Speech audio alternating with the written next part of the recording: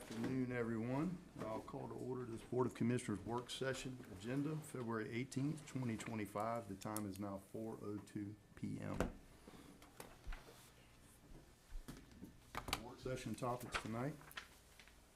Item number 1 is discussion of the Ebenezer Historic Overlay District. Yes, sir. So Chelsea Fernald, Planning Manager. There we go. It's up on the screen. I put the map here on the screen for you. I'm going to discuss that a little bit, and then, of course, the draft ordinance.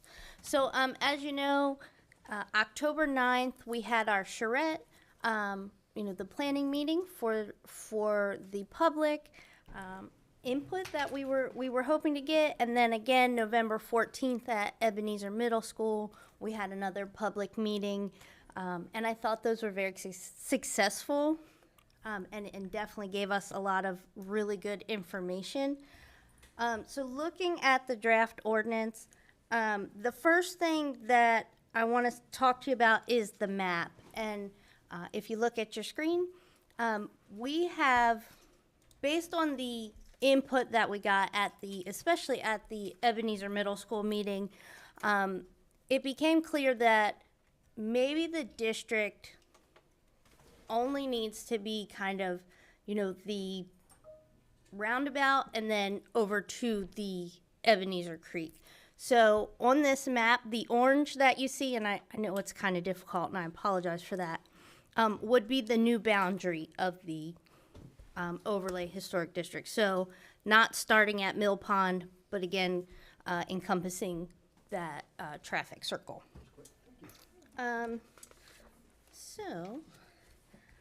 The next thing we focused on, and at the meetings we definitely got really good input on the uses or the uses that folks just didn't want to see in that historical area.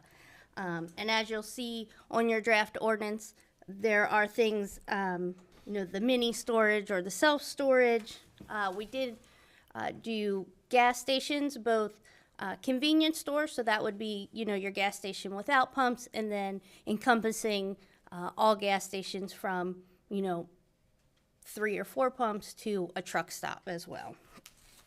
I do have apartments and condominiums. I'm sure you noticed that I did leave townhomes off of that, but I do have, a multitude. I tried to have a multitude of commercial as well as residential that would be permitted uses based on the meetings and the feedback that we did get from the public. And then moving on, you will see the building design standards. I do have a maximum building height of 26 feet. Again, based on what folks, they didn't want to see, high-rise buildings, if you will. Not that we tend to have those here in Effingham County, but that was something that they were particular on. And then the building setbacks, I wanted to make it clear that if it is zoned, AR1 or AR2, they still had to adhere to what those specific zoning district setbacks are. And then if it is commercial in any sort, it would be based on our buffer ordinance. And then I do have the minimum buffer from street right-of-way at 70 feet. So the buffer came up at the charrette, and then again at the middle school meeting, they wanted to see a larger buffer from the right-of-way. I do have signage standards there, and then of course we did add the exemption for the federal, state, or local government entities when acting in an official government capacity. So I know that's a brief overview. So if you have any questions, please let me know. Were these, were every landowner in that corridor notified of what we're trying to impose on them or what we're looking at? Yes, sir. So when we did the charrette and when we did the Ebenezer meeting, it was 49 or 69 properties that were along that corridor that were notified. But I don't think the finished product, that that we have not notified them of, I mean, unless we sent out another letter on No, we didn't, just for the public input hearing, meetings yeah. that, So Where this they would. proposal, they haven't been given this proposal, correct? correct. Other than regular public, Yeah, Right, yeah, public yeah, right. public hearing Yes, sir. notification. Question for you, and Chelsea, we talked about this a little bit already. I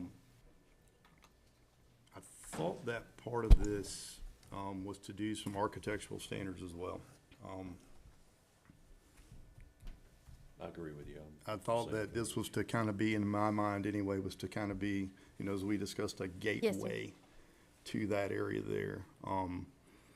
You know, I know some homeowners that spoke in opposition of it were worried about the HOA type covenant piece Yes, to sir. it. However, that wouldn't apply to them unless they were, 50% or were to build. Or word new development. Yes, sir, and I will say that, you know, going into that meeting at Ebenezer Middle School, we had design standards that we, you know, architectural standards that we had put in the draft ordinance. And then got beat up pretty hard, which is probably not the right way to say it, but we did, you know, take some information from the constituents there that they were very much against any type of subdivision or HOA type rules.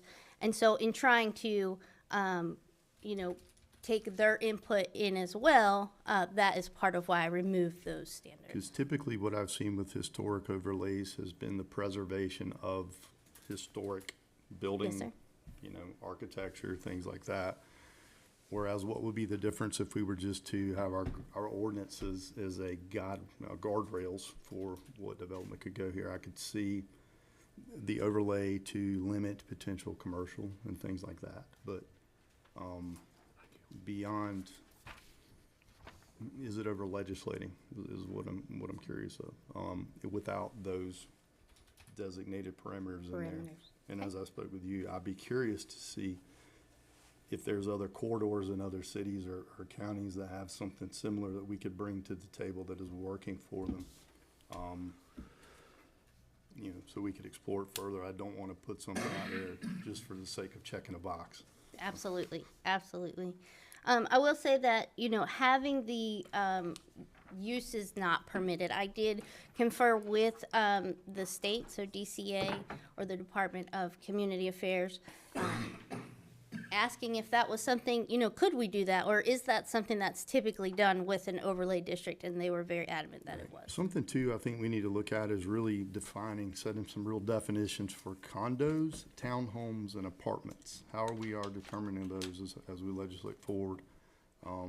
Because people seem to have some interchangeability with them, specifically with townhomes and condos. So if we could potentially define that a little bit more stringently, you know, is it rental, is it owner, that type of thing. Chelsea, is that the 70 foot, is that in addition to the required setbacks for the district, or is that 70 plus 30, or just 70? Or? No, so the intent there was that it would just be 70 along the corridor. And how much of this is, I'm looking at the map here, is imposing on undeveloped property presently? More towards the, I guess the northern side would be? Yes, sir. So as you come, you know, as you start moving towards the creek, there are some larger lots there that are undeveloped. And then, of course, as we all know, around the roundabout as Gotcha. well. So. Gotcha. And we're starting at the roundabout. Right, moving so- forward from How is Stone. that determined? I mean, what's any more historical about that than? Yeah, and that's what I think the misnomer is that property is more historical than any other. Probably not. Now, when you get down to the river, obviously, Well, again, I think a lot of this started against a certain development, a certain landowner. That's my issue. There's a group that's just trying to restrict development and have just targeted this, just like, in my opinion, if it's zoned B3, you can't just say, well, no, you can't do a mini storage there. well, for example, the family farm I grew up on is closer as a crow flies to the church than that roundabout is. Yeah, so I don't. And there was no 275 in 1700s. I'll agree, the river area, what's historic But it has is been the, it's the designated gateway, it's the historic visual, now. I think that's what I'm interested in preserving. Because now that is the route. Yeah, There. that's the corridor there. Isn't there historical markers on the roundabout still or not? There's a tavern, they said a tavern was Yeah. there. Okay. Forrest, I will agree with you on this point. The discussion of this did begin with that development, Right. simply because that was just overwhelming. And of course, there had been opposition to development at that roundabout on 2 different occasions. Right. One of Dollar General, and there was rumor before the Dollar General, maybe something about the Parkers going there or something.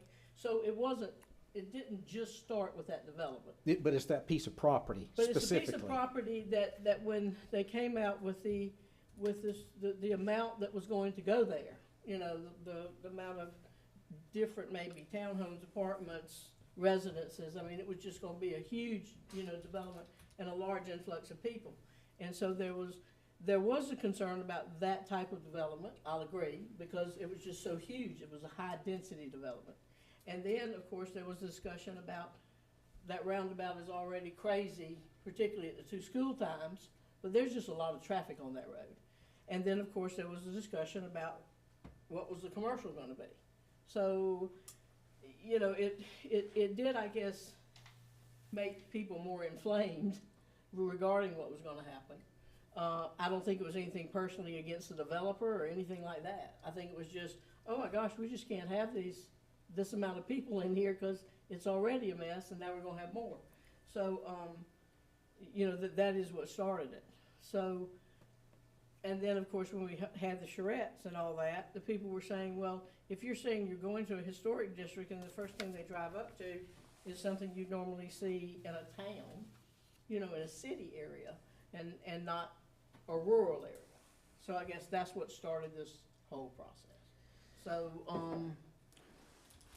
you know, I was sort of surprised I didn't realize that we had even, because you know, initially it was from the railroad tracks. But I have no problem with it moving to the roundabout. Yeah, I didn't, I'm learning that too. Yeah, I don't have, we need some specific, definitions, since you said townhomes would be allowed in this. Yes, ma'am. You know, what exactly is a townhome? I think we need that overall period through our Yeah, well, ordinances. if we're discussing do. all the My other. biggest concern, and I don't want to form an opinion on this until we have a public hearing for the public to speak, that land use is really a function of zoning, not an overlay district. And I think this is heavy on land use and very light on design standards, which I think is what when I think of a historic overlay district, I think of design standards. Color code. Not that I would support commercial going there, but that is the function of our zoning ordinance, to have those public hearings in that venue. Yeah, with that or no. I just feel like we're snatching something off the table from somebody's rights to petition. Because if we have that on there, they can't even petition, even though we, you know, I haven't Well, supported in the past. the fact that it's a state route, we have already identified these roundabouts as commercial nodes to just, if you look at this is pretty much the things that had, over the period of time, has looked at that piece of property. That's the reason I feel it's somewhat personal. If I could, I mean, the issue is that, I mean, I agree that this whole started with the concern about what goes on the roundabout. But then when we extended it, and we didn't extend it to include full properties, we just wanted a visual buffer till you get close to the river. When we extended it down that way, it was almost like a double-edged sword. It's like I want to control what this piece of property looks like, but I don't want controls on my piece of property. Right. And so, and my whole thing is, if there's going to be resistance do we just basically create a for anything beyond the roundabout? And I don't know whether that's the whole case or not. purpose Of trying to protect that, Yeah. that drive. Right, but then, To the you know, river. there's been, if we try and do design standards for any of those properties, that's what you got a lot of resistance from at the middle school. Well, that's where, you know, I feel like the residents, there has to be some compromise here. If we're Right. trying to protect an area, there has to be some compromise on your side as well. You know, you can't, nobody gets everything they want. And if your intent is to homestead there, you know, and not renovate over 50%, you're already grandfathered into and don't have to worry about those architectural standards. That's right. Yeah, and that's all I'm saying is that if you do, But we really don't if you have any do try and architectural change this standards to yet. architectural standards, So that, I thought that was that's the what there intent was of the- resistance Yeah. for that. of the property owners for. And ultimately, that's what matters, right, is, you know, because it's their property, and, you know, they, And buffers, that would go in the Yeah. design standards. but to your point is, if they've already got something built there, you know, these don't apply unless, they make major changes, or subdivide, rezone, that would trigger, the new standards. What's the typical height of a house in Ramsey Landing? So when I was looking at the height for this, 6 foot's kind of small. so when I mean, I, a decent sized home. yes, I sir. think that's a stretch. I've got a problem with that. I got a problem with the 70 foot. Okay. And then a problem with the business permitted uses. So, but I'm good with architectural standards. So what is, I'm trying to look at this map here, the small permitted uses map. And I can't really zero in on it with this one. What I'm looking at is, does the GIS map allow for permitted uses as well, like a layer? This map does not have that on there. So presently, we have B3 on the corner, what I'll call the southern corner of the property. Did we ever find out if that was conditionally zoned just for that alone and that's it, or if it, My understanding, I had that pulled one time, and it was strictly for a daycare. okay, So while it is commercially zoned, were there conditions it's tied to very it? restricted, Right. yeah. So it's hard to consider that property as commercial, Gotcha. So because even it though it was, technically is, I'm not, you know. right, but it was conditionally zoned for a specific intent. And this is was what- this was way, long time ago. Gotcha. I don't know when. I do think that you have to consider the impact on the traffic right there. If you do allow a large development. Sure, but I think that's a zoning. I think you have that discussion at zoning. Mhm. I don't know that we're ready to, I don't know that I'm ready even, you know, to say we need to say that we're done with this. We've had, just in our discussion today, had a lot of, you know, and we did it, the charrette said there would be another public hearing, which of course this is. Yeah, well, we'll be. Or yeah. will be. So, I mean, you're having that, but I don't know, there's just too many, Forrester's got some points, I'll even agree with that, and that's twice tonight, Forrest. But there are three members up here that hadn't been to either of those meetings. Yeah. So that's what tonight will be good for them to hear, because I know Yeah. you and Well, that's why we the wanted chairman were there. Throw it out at the workshop too. Yeah. Yeah. Yeah. Absolutely. Yeah. Well, it doesn't seem like folks have a whole lot of options here. It seems like pretty much everything is not allowed. I mean, there's very few things that would be allowed. And I think Commissioner Kiefer said it earlier. I know sometimes we don't agree with the request, but I still think people have the right to petition certain things to us. Right. That everybody else does. Do I have the answer? Do I have something to suggest to you? I don't know. And maybe that's a good place to start. I mean, I don't know, kind of seems like we're being very strict, and maybe we come down a little bit. I don't know. But I would agree with Commissioner Helmy. I think we probably need to definitely look at it some more. Well, So you're gonna get a very good view tonight when people come. There's a lot of passion in these. Yeah, there's passions on both sides. There's and passions that's on what- both sides. That's what we try to take. I will tell you, I tend not to be as interested, that I'm more inclined to want to see if we're going to do an overlay, to get to the river where people, when they're driving in, and protect it all the way down, if that's what we're doing. So I see the validity in that. So DCA at the stake, we asked the question, if we just didn't allow anything in the B3, right? If we didn't know why, Didn't allow anything in a B3. And we can't eliminate a specific zone. We can eliminate uses within a zone, but not the entire zone. And so we kind of found that interesting too, which is why you see some picking of what folks said they just truly didn't want, like a gas station. Or we don't need any more banks, gas stations, and stuff. Mini storage. it says, but who says who? It's mine. I want to build a bank. I know. Let's keep the banks out of it. I agree with that. I support that. Okay. Well, for example, we have a zoning that allows a landfill. Nobody up here wants a landfill, but we have to provide that avenue for somebody to ask. That's right. You know, concerning traffic and things like that, you know, the commercial side of it, we definitely don't need a medical office or anything like that down there. People have a misconception of those guys. I agree. You don't want something that draws traffic. Right. If you have commercial there, it should be something that captures it. Again, I'm not proposing that I'm support commercial there. I mean, there's a lot of issues at that roundabout now. And I think too, going back to the architectural and basically the gateway, it'd behoove the homeowners, the owners in that area, and, you know, I would suggest to the present property owner to, you know, maybe look at some signage or something like that, delineating that, you know, Ebenezer's down this road, you know, down here, So something. we did talk to the Historical Society while they were in attendance or whatever, and we said that we felt like the signage for that whole area was what we needed more, it was lacking. Right.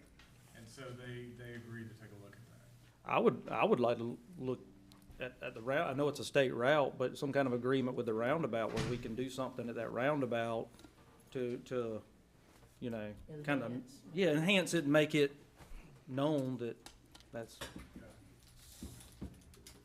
but we'd have to work with the state on that. So we're gonna get to the land use. Hey, Chelsea, do you have access to the future land use map? Yes, I do. Yeah, I'm looking. I'm curious as to follow up on Commissioner Floyd, what we did for that roundabout. It is a node. It is another, Yeah. Yes, it Now, is. when you're talking about. But no, it's actually not a node. We have it in the historical overlay. but it's not, okay, that's why I just wanted to see. Yeah. Yes, here, and I'm gonna pull that up for you. It was originally a node, then we switched it to the overlay standards, which we hadn't decided on yet. When you pull that up, I was gonna ask, and I don't wanna get too far ahead, because I know we're gonna talk about the steering committee. That 70-foot, what is, has the steering committee been have they discussed any of that? Not for this district, but I mean county, you know, Not in our districts yet, because we talked Okay. about it at the. because I'm curious where that goes. What if that goes, I'll be curious to see. you know what I what mean? they do, It's, are we, yeah. We'll talk about it. yeah. And I'm pulling that up now. Here is your future land use for that area.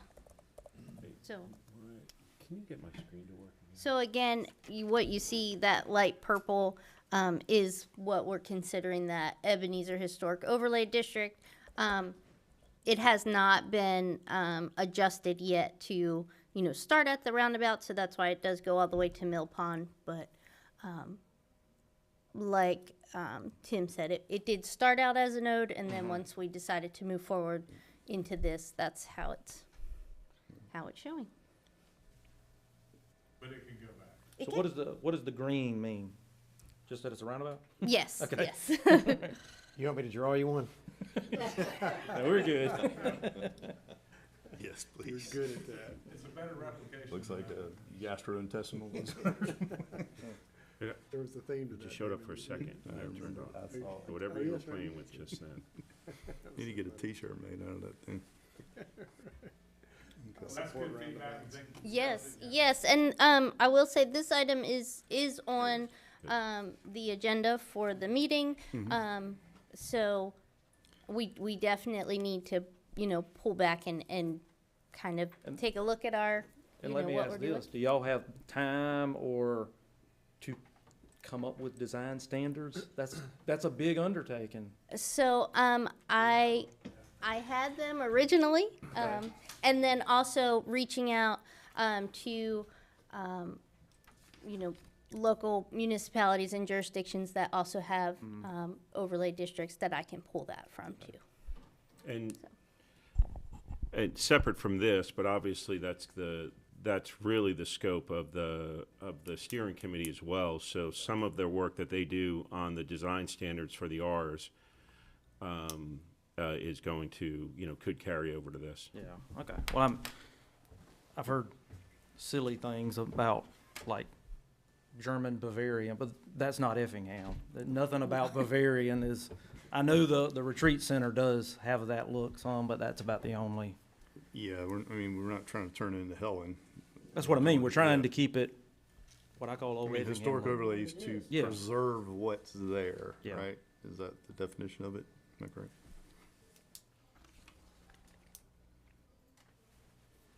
Well, thank you for the feedback, and we'll definitely come back with something more in line.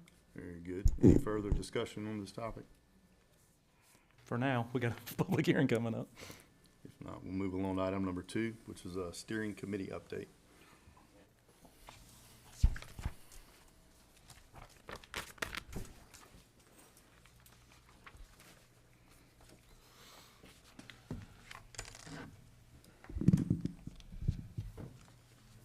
So I think somebody posed a question, what exactly, if you had to do an elevator speech explaining what's going on? So I want to kind of give you an update of how that's working. So the steering committee, we started out looking at the AR1 district, the AR2 district, the B1, B2, B3 districts, and the LI and HI districts, okay? So we currently just had an I1 before that, but now we're looking at 2 separate districts.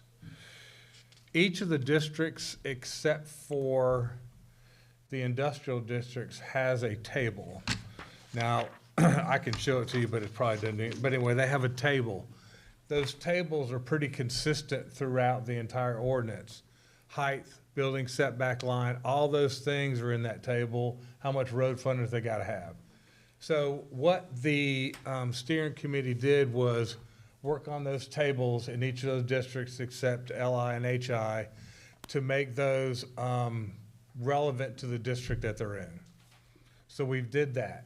The other thing is in the current zoning district, there's a lot of text explaining different uses within each district.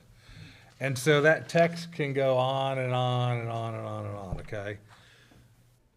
So what we did was we changed all that text, took it all out, and everything is gonna go back to the table of permitted uses, which you guys just approved, you folks just approved at the last meeting, right? And so that table of permitted uses has everything that would be in that zone. So to change it, instead of going through all the verbiage that each of these zones have, you just go to the table of permitted uses, check a box, permitted or checklist, okay? So what we've done, we've taken out most of the text description of everything that was a use in there, and we referred it to that table of permitted uses that anybody can check, and it's pretty clear about what is allowed and what's not, okay? So that's what we've done on both of those. We also created, we'll call it an AR3 district that is 2 acres or more property. And those are gonna have the same table as far as the standards that an AR1 does. So 2 acres or more. So now somebody won't have to be forced into taking 5 acres and going to a 1 acre. They can go to a 2, 2.5, something like that, so they can do that now. And we figured that might help in the minor and simple subdivisions where they're not forced to go down to an acre. So we're hoping that's what that will, especially up in the north end of the county. So those are the things that we've worked on so far. So the committee has to pass these, hopefully at the next meeting, and then we're gonna work on the R1, R2, R3, R4, and R5 districts, and the PD districts, and the mixed-use district. And so we're gonna work on those. Those are gonna involve the stuff that we wrote down both at the August retreat and at the October retreat, which did include 70-foot setbacks for some of the residential subdivision. It included something out front, you know, to take away some of the appearance of the houses from there. And so that's kind of where that 70-foot came from, was what we talked about. It's on that flip chart that we filled out. So that's what we're gonna work on with the Rs now. I know, there's a lot. 50, I don't remember 70. You remember 70? I remember 50. We can look at both. Yeah, it's okay. But there was talk of both, yeah. The other thing is we talked a lot about, even previous to the retreat, was the architectural standards, mainly in an R5 and the R3 district. So those are gonna be in there as well, thicker substance, multiple frontage items and things like that. So those were in there as well. We've already incorporated in there, but we wanna make sure that we get this passed, and then we're gonna go do the R districts that are not AR1 and AR2. And Steve, can I get clarification on the 70 feet? Weren't we talking about expanding the 35 feet to that 70? yes, For the buffers, but not for the front of the house? no, That's just the frontage off the off the road. Off the Yeah, road, yeah. and separating that and neighboring properties. Right, exactly. If I remember correctly too, didn't that have something to do, if there was a berm, then there was less? That There was- it you was could a- do less, like there is in the industrial Yeah. district. We're talking about putting the berm behind the trees, so Beth wanted the Yep. tree presence Yeah. there. Right. And the whole thing I like was, that idea, actually. yeah, it was based on, I think, your trips down Bryan County, some of the subdivisions you couldn't see down there. Correct. And then also based on courthouse, where some of that already exists. And you couldn't see into the windows of the back of the house. And what I See think, Grills and bicycles. Exactly. Or a fence and no fence. and so if we kind of keep it between the rails on, because you all, how many chapters are in the Code of Ordinances that we've gone over? We've done 10 out of 11. Yeah. This is the last So one. y'all approved 10 out of 11 of the chapters. And this was the last one. And since it really had more to do with, the aesthetics than anything else, than any of the other chapters, that's kind of why we wanted to get the feedback from folks.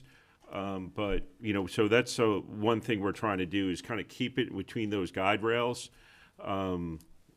Address things like site-specific, zoning classification-specific items, like side, front, and rear setbacks, building heights, that sort of thing.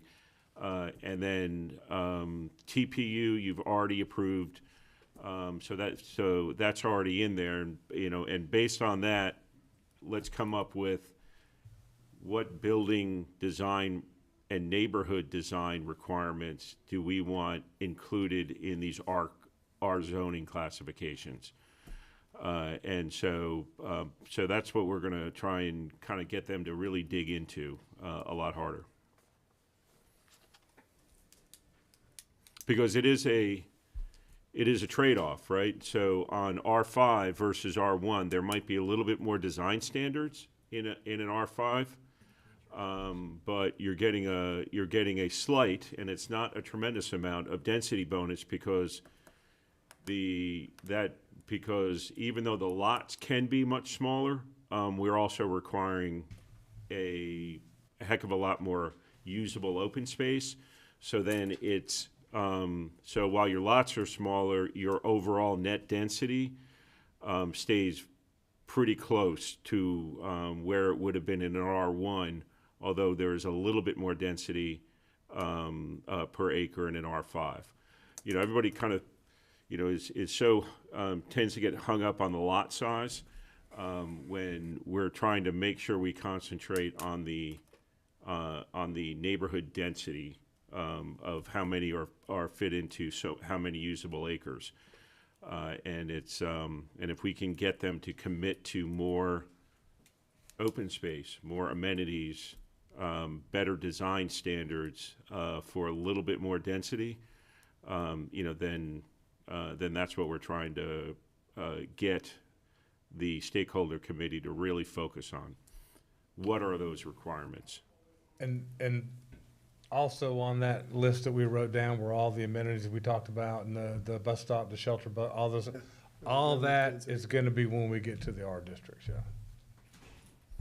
And as for design requirements for Bs, our view is that, you know, the design requirements for the Bs really come into play more so in the commercial corridors.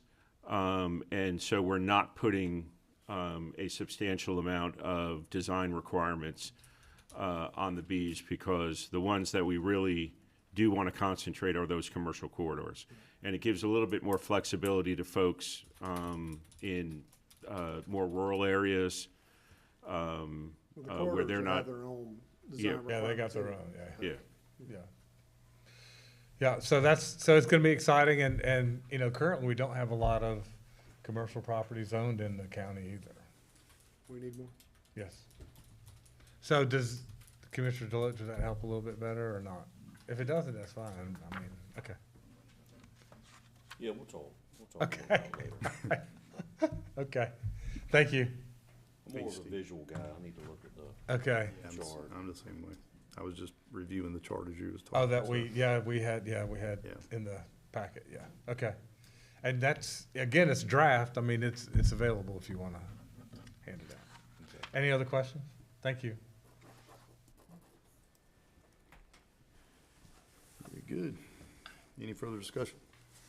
I guess what I'm looking for, and it may not be attainable, but it's just, I have a lot of people in the real estate world, business world, that just ask me, hey, what are the stakeholders doing? How is the conversation going? So I just don't really know how to answer that question.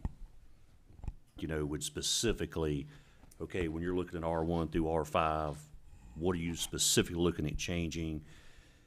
B1, B2, B3, is there anything specific that you change? So I'm just trying to break that down to be able to give a better, or be able to give a response. My question, it seemed like we were focusing, and tell me if I'm wrong here, architectural standards and design standards and material standards. More in the Rs than the Correct. commercial, yes. Yes, correct. Yep. And buffers, Yes, wetland use, or lack thereof. lack thereof, Yep, or green space use. yes. Okay. So Commissioner Deloach, we really haven't, the committee has not seen the Rs yet, except for the AR1, AR2, and the new AR3. So there's not much to comment on, except for we've incorporated some of those changes. We're trying to get them through the other ones first, because what we talked about was if we could get some of these done, and you could release them early or something like that, that's what we try to do, is get the LI, the HI, and the Bs and out of the way, release them from the moratorium, and then we would spend some more time on the Rs. So they really haven't peaked at it much yet. So more to come, okay. Yes, Okay. yeah, but it's gonna be very specific, And the Rs are gonna be more complicated anyway. much way, that's what and that's exactly the way I've told the Saving the students. best for Steve- last. Yes, yes. Yes, Is there a way to get and I know we bounced around this idea back and forth, just to move forward with the ARs and Bs and Is while they really dig into the Rs? Or is the preference to get it all at once? No, the preference is to get done with this first set and then do the Rs and all those. Oh, okay, so it's gonna be two phases that we'll get, that's first phase done, while we work on the Rs. Okay, Rs, yeah. just wanna And- make and- sure. Yeah, That's what I envisioned all along. and this was Good, I just the wanna make sure. easiest. It's the first phase of it. Hopefully, this was the easiest, although it's Steve, taken a little longer, but yeah. Are we laying out a format, basically, of, you know, what the commissioners are, you know, what we envision, per se, you know, like, because if we're going in with a blank slate and a blank palette, if we don't set some kind of foundation of how we want things, you know, it's gonna be abstract all the way around, so. So, yes, the foundation was laid, and it will be laid again at the meeting on the 27th. Gotcha. Getting it back on the rails. Yes, Okay, sir. Perfect. Thank you. So I don't know if I can ask this question since it's an item on new business. So we're doing all this, and we're extending or proposing tonight to extend the moratorium to April the 8th? 7th, that Monday, yeah. Yeah, April 7th. Yes. So with all this being said, going through all the Rs, which would be more complicated, Don't see it happening. I mean, do we feel that we gotta have, what, 2 public hearings? That's 30 days right there, just public hearings, We have to have 2 readings, yeah. yeah. You're saying you want to extend it further? Just, Well, I just, I have to get it all. I just don't see how we Am I can. way too optimistic? Is that what, that's what I'm hearing, okay, yeah. I thought the same thing too. I- I thought I- it was premature to put it on the April meetings, that maybe, extending it 6 months potentially. You can always pull back if you complete it earlier or phase in as we go. But I don't know that we are, So you always have the opportunity, and Mr. Lee, I don't want to speak out of turn, but you always have the opportunity to take it off. Instead of extending it, you can take it off. You say, okay, they're done with this, you can take it off. right, a more phased That's easier to approach. do than it would be to keep extending it. Right, I think once, I personally think, and I'm not sure, that once we establish one R, we'll be able to emulate as we move forward from there, because I believe some of the, obviously the material, the architectural and design and all that standards will probably bleed over to it. Just know the more you release, y'all are gonna start getting applications and potentially bogged down on the back end. 'Cause Correct. we know we got bogged down on the front end Correct. with applications, so just something to consider. But I hate to keep putting it up on the agenda for extension over and over. I'd rather just No, I agree with that, kick it yeah. Kick it down the road until we know we'll I'd have it rather do done. that too, and just do small increments over and over again. Maybe, when that time, we can discuss a motion around that. Sure. Thanks, Steve. Thank you. Any, further discussion? If not, I'll ask for a motion to adjourn. Second.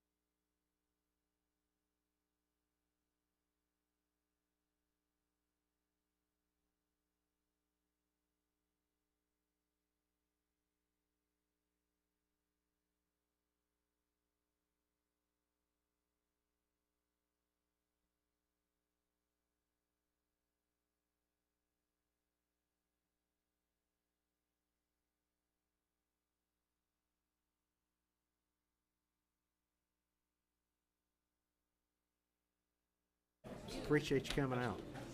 Yes, yeah, ma'am.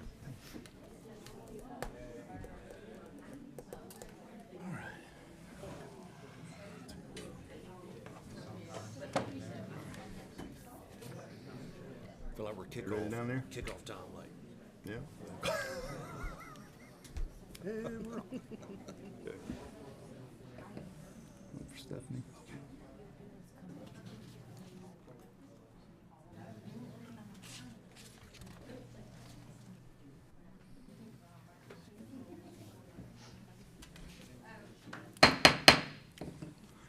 Good afternoon, everyone. I'd like to call to order the Board of Commissioners' regular meeting, February 18th, 2025. The time is now 5:05 PM. Madam Clerk, roll call, please. Yes, sir. Commissioner Floyd, Here. Commissioner Burdette, Here. Chairman Ron, Here. Commissioner Deloach, Here. Commissioner Helmley, Here. and Commissioner Kiefer. Here. Mr. Chairman, you have a full quorum of the board. Thank you, ma'am. Moving on to item number 2, our invocation. Ms. Stephanie, would you mind introducing? Yes, sir. So, commissioners and everyone here tonight we have Pastor Brian McElvin.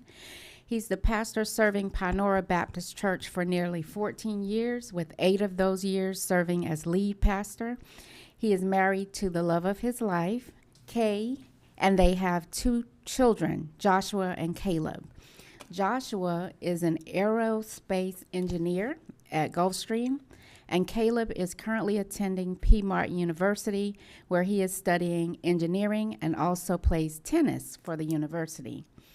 Panora Baptist was founded in 1908 on the same property where it is located today, at the corner of Honey Ridge and Highway 17, 117 years and counting.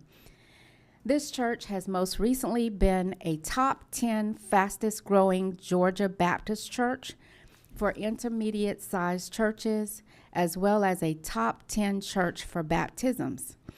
Panora Baptist annually hosts one of the largest Easter egg hunts in South Georgia, with well over 1,000 people attending each year and over 20,000 eggs hidden for the children. Please help me welcome Pastor McElvin.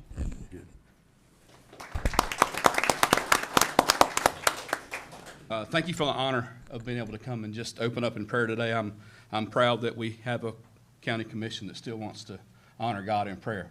I just want to share one verse of scripture with you. It's Proverbs 16:3. It says, "Commit your activities to the Lord, and your plans will be established." Would you pray with me? Father, thank you. You are a great, mighty, awesome, wonderful, powerful God, and we acknowledge that today. And I'm thankful for men and women who still believe in the power of prayer. So, God, I pray that everything said, thought, and done in this place tonight would be in accordance to your will. May we seek you in every avenue, in every turn. Bless this commission. Bless this meeting tonight. It's in the precious and holy name of Jesus we pray. Amen. Amen. Thank you. Do you guys have a surcharge on those eggs by chance? That's a lot of eggs. Very good. All right. Moving on to item number 3 is a pledge. Commissioner Helmy. Please rise for the Pledge of Allegiance. I pledge allegiance to the flag of the United States of America and to the republic for which it stands, one nation, under God, indivisible, with liberty and justice for all.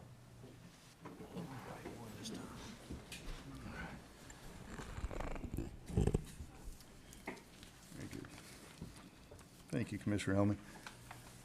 Moving on to item number 4, agenda approval. Consideration of a resolution to approve the agenda. I'll ask for a motion, or is there any changes to the agenda presently? Yes, sir, there are changes. So on page 2, under unfinished business, items number 1 and 2, Planning Board recommends denying an application by Michael Ramsey as agent for Jack E. Ramsey Senior Trust to rezone plus or minus 279.71 acres located on Georgia Highway 119 South from AR1 to R1. The applicant has requested to withdraw this item. Those are your changes, sir. Very good. Thank you, ma'am. Any further discussion? If not, I'll ask for a motion. I'll make a motion to approve the agenda with the noted change. Second. All in favor? Aye. None opposed, motion carries. Item number 5, consideration to approve the February 4th, 2025 regular meeting minutes and the February 8th and 9th, 2025 retreat minutes. If no discussion, I'll ask for a motion. I'll make a motion to approve both sets of minutes as presented. Second. All in favor? Aye. None opposed, motion carries. Moving on to item number 6, public comments. Comments shall pertain to the agenda items only. Should you wish to make remarks, clearly state your full name into the microphone before commencing to speak. Given the attendance tonight, we're going to limit those in favor and those in opposition to 15 minutes. You will see the time over here on the board. Item number 7. The agenda packet for this meeting is posted on the county's website. Any additional documentation presented at the meeting shall be submitted to the clerk for receipt, recording, and distribution to the board. Moving on to item number 8, consent agenda. Chairman Helmy, I understand you wanted to remove? Yes, I'd like to remove the part about the buying of the Lariat truck. If we can discuss that under new business, What number? that would be 3. number, yes, 3. 3. Item number 3. Okay, we can. I just want to make sure that there's an understanding that the purchase is already made. This is a ratification. Okay. And we can still discuss it, though. Yeah, no, I just have a couple of questions about the process. Sure. Yep. Okay. All right, so we can move it to new business 1A. New business 1A.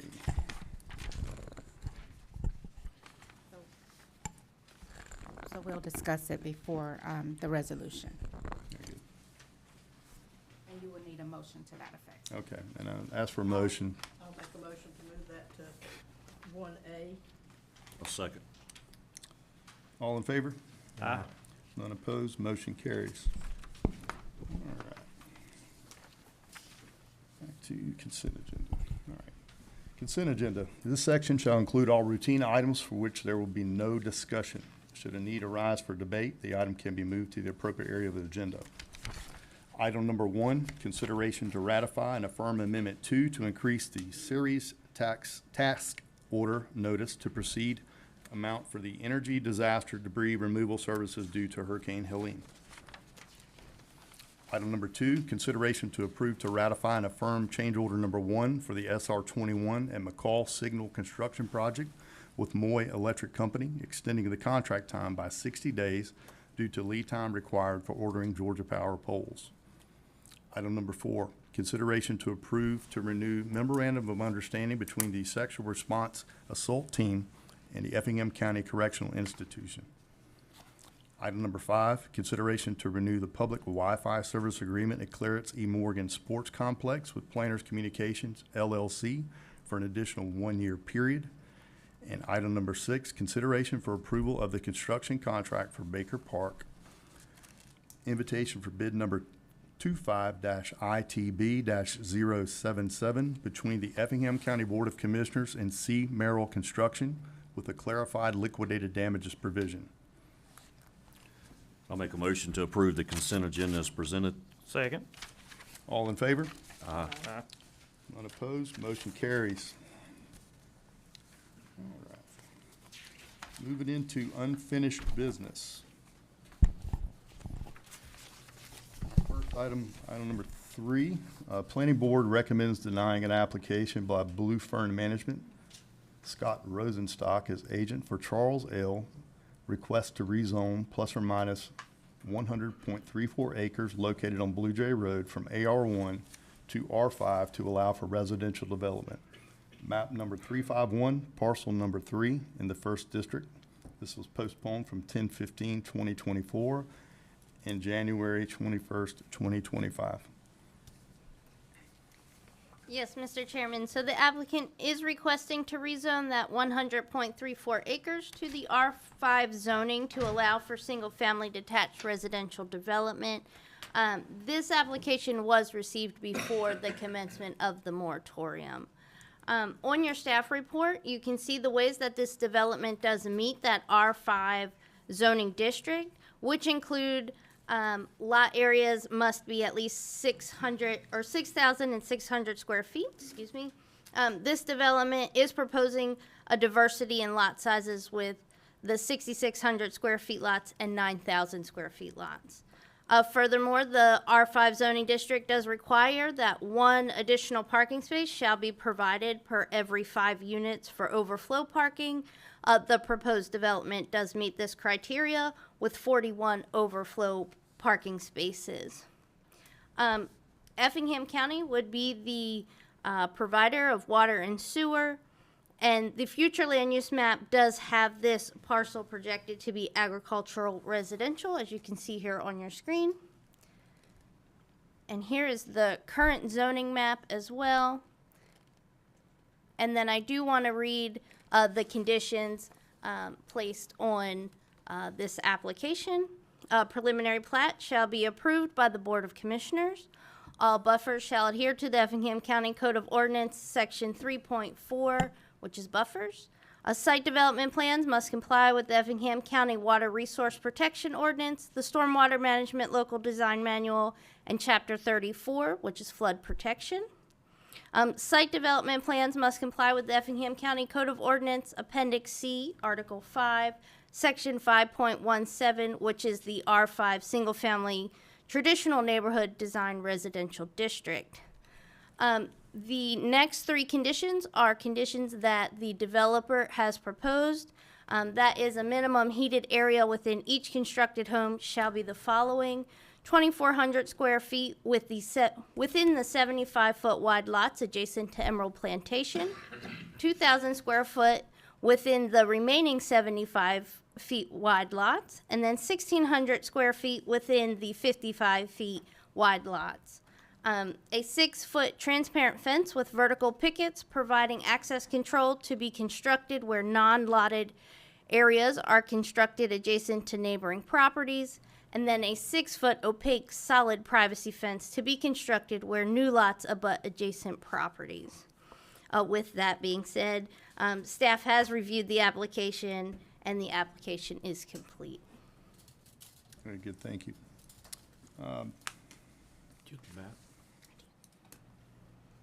Very good. Is anyone here to speak on behalf of this project? Yeah.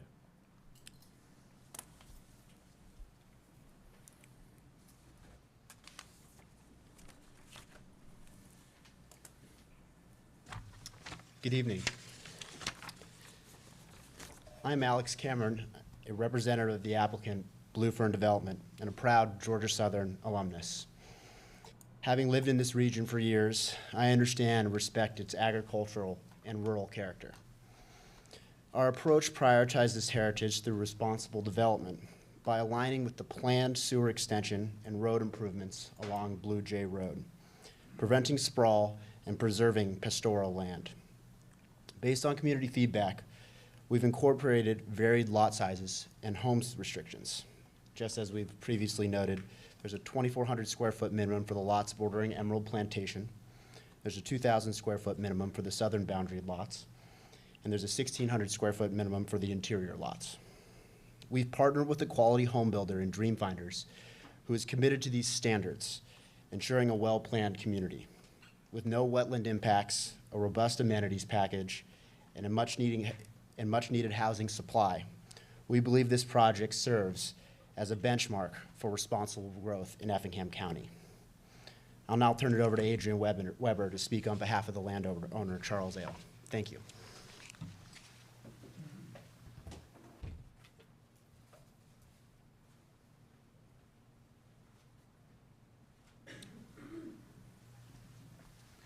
Good evening, Good evening. Commissioners, Chairman. My name's Adrian Weber. I am a land broker with Realty Companies, and although I do represent the purchaser in this transaction, I also have been in discussions with Mr. Charles Ale for, gosh, going on 4 years now. Very hard to believe. Mr. Ale, I'm speaking on his behalf. He is elderly and not well, so I spoke with him this morning, and he approved for me to speak on his behalf and share some information on his history and the community. So Mr. Errol grew up on this land and is a descendant of George Fetzer and Laura Height. He inherited the property in 2012, and after the land was improperly harvested for timber in 2013, he decided to eventually sell it for development. It only made economic sense for Mr. Ale to wait until infrastructure was in place to sell the property, and we kind of knew that this area was going to be deemed for development. Mr. Ale is now an elderly gentleman and is seeking to sell his land, which is his inheritance, to fund his necessary health care. Blue Fern Development has addressed all of the commissioner's requests, and the county has already committed resources to infrastructure, showing support for development in this area. Denying this rezoning would undermine the county's investment for growth and would unfairly restrict Mr. Ailes' rights as a property owner for being able to develop his land. Lastly, I'd like to point out, even if we do get approval tonight, this is just the beginning of this process. Homes will not be built until early 2027, close to 2 years from now. That rooftops finished, or is that start of building? That would be them going erect once you have infrastructure and I see. permitting process. Infrastructure in place. Okay. Okay, any questions for me? We would have, Blue Jay, we've already let the contract for the road widening and paving there, and then by then we'll have should have the drainage and ditch work done. Within 2 years. You asking me? Yeah. Yeah, I know the road widening we voted for, but I know the drainage issue, as far as the drainage along Blue Jay. Correct. So there's 2 phases to that section of Blue Jay, and as you mentioned, the first one is already under contract, will be started in the spring. That is the kind of the standardizing of the road width to wider lanes, and then thicker pavement, as well as an extension of some of the shoulders. Phase 2 would be all of the drainage improvements to it, which we have to get a little bit of right-of-way for some of that on the portion of the road, and also widening the shoulders to, I believe, about 6 feet. Phase 1 is underway. Phase 2, we are in the process. And it might even be tonight that we have that we're awarding the design of a full design of Phase 2. When do you think first CO, around 2028 or? Actually leave these questions with someone who probably could answer them a little better for us. And this is John Giordano with Thomas and Hutton, our engineer. Thank you. Thank you. John Giordano, Thomas and Hutton.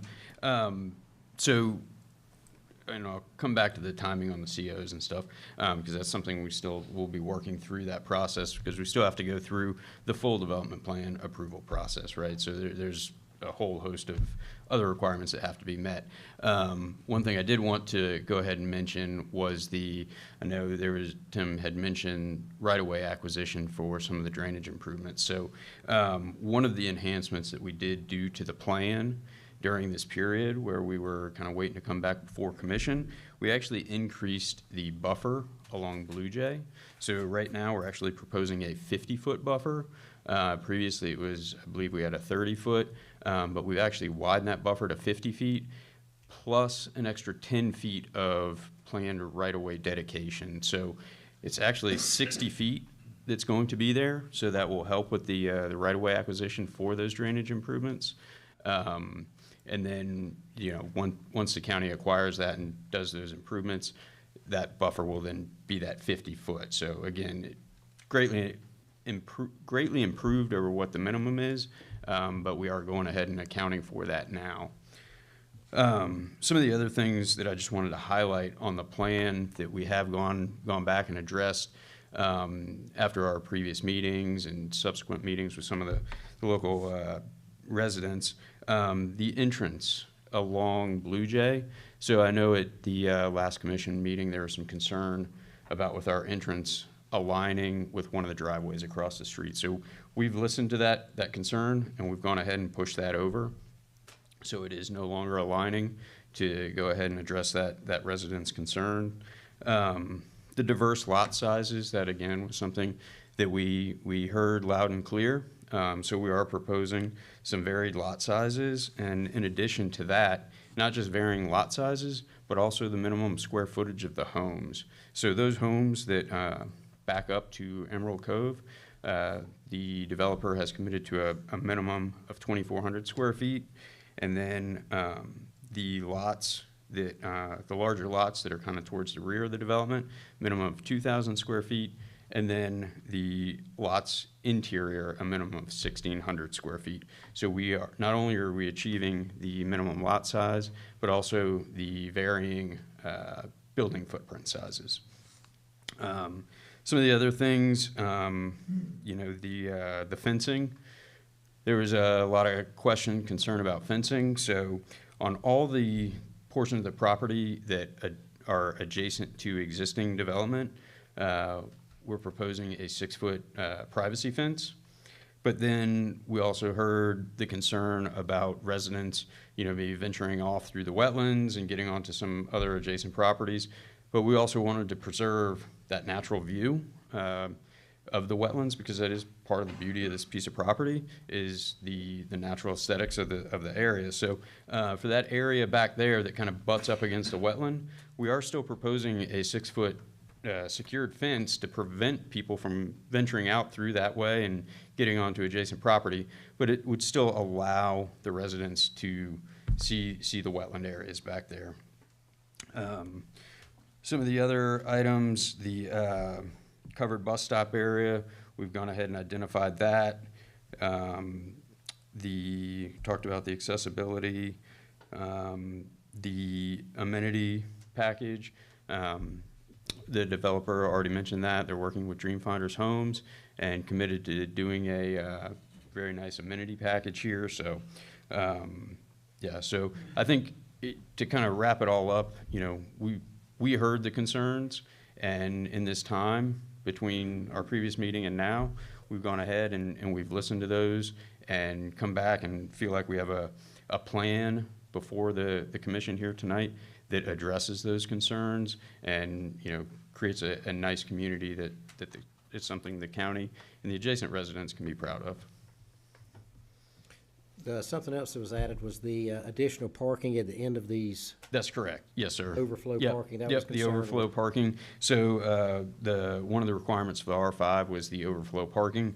So we did go ahead and identify where the overflow parking would be located at, which actually, you know, it worked out quite nicely, distributed throughout. We put them at the ends of the blocks, and so visitors park at the end of the block, and you've got kind of good distribution between the homes with that. Yeah. What percentage of completion would be needed for the amenity centers to be created? So I have to defer.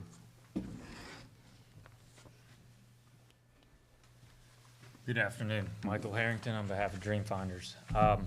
Generally speaking, we'd like to see roughly 50% occupancy before we can start to expend on the amenity centers. That generally allows us the cash flow that we need. And then, Mr. Burdette, to answer your question, we expect roughly 12 to 14 months after LDP to receive COC for our first units. So that's a 8 to 12 month development time period, followed by a 6-month cycle time on the unit. So probably mid-2027. You'd be mid-2028 if we're 2028, breaking ground. If we're breaking ground in 2027, you'd be Oh, mid-28. you're beyond that. Yeah, so whenever we receive our land disturbance permit to then move forward with our cutting and filling and roadway infrastructure, all of that, water and sewer, it's roughly a 10 to 12 month development time frame, and then after that period, we're 6-month cycle time on units. Did have a question on price point. Since we're going larger, what will that do to the price point of, you know, your 1,600 foot Yeah. homes in there? Well, So we'd like to start out in the low 3s for 1,600 feet. That's our base pricing. You'll have incentives and premiums on top of that, so you'll land that somewhere between 325 and 350. From there, the 75-foot lots abutting Emerald Plantation and the adjacent cornering lots that are 2,000 square feet, you're gonna see those in the mid-4s, and I don't believe anything surpasses 550 in here, but if it did, it would be on that back end, and it would be in the realm of 3,000 to 3,500 square feet. That'll keep it in Ideally, yes. That's our preferred product as a builder. We want to see that second-time buyer, that move-up buyer with a little bit of an elevated spec level, and really a nicer, flagship-type community for us in this county. I have a question about your green space, the open space. You said you've got 15 acres. It just doesn't look like, where are those acreage? You've got 15 total acres of open space? That's not wetlands or buffers or anything The like that? wetlands, or, I believe that's wetlands is what they're mentioning to me. I didn't think you could use wetlands as an open space, unless I It misunderstood. does not count towards Open the space. requirement, Percentage but it's still, requirement, because the requirement's considered open space, it just doesn't, we just can't credit it towards the requirements of the ordinance. But I did just confirm, so the wetlands do not count towards that 15 acres. The 15 acres of open space is gonna be the area around the ponds where there will be trails and everything like that, as well as, the pocket park amenities and the green spaces along the streets, the sidewalks, all that. So the wetlands do not count towards the attenuation and water quality treatment, but it's going to be an amenity for the residents, so it'll have the trails, as over time as, they become populated with little fish and things like that, so. Since I'm just learning, so sidewalk grass can be considered open space? Steve, I don't think so. I mean, No, sorry, not that. The amenity spaces and the other open areas where there's trails, that will account for the open space. And you have 15 acres of that? Yes, ma'am. And what's the percentage, John? The percentage, It says on. we were over, I think, 130. yeah, What's on the thing? it was 130% of what the required was. So the required was 11.7, we were at 15.1. gotcha. Can you walk me through the street parking situation? I know you said 41 overflow spaces, and I could have misinterpreted this from a previous meeting, but I was thinking that you were increasing your setbacks so you could have the cars parking off the street, so your street width stayed the same, so there wasn't parking in the streets with Well, cars coming. So this It shows said, the, right, we've got see, bulb outs for parallel parking on the street. So it's not going to be Yeah. a car sitting in the travel lane. It will be Okay, set and that's off. what I thought. I just Yeah. want to make sure I was still clear on that. it's Thank you. hard to see, if you look close enough though, you can see the indention where, I don't Yeah, it know looks to be at correct the word. end caps, the southern End ends caps, and the yeah. northern ends of the blocks of homes there. Where the density, I don't necessarily see it on the, what I'll call the Blue Jay side. But I do see it in the lower area.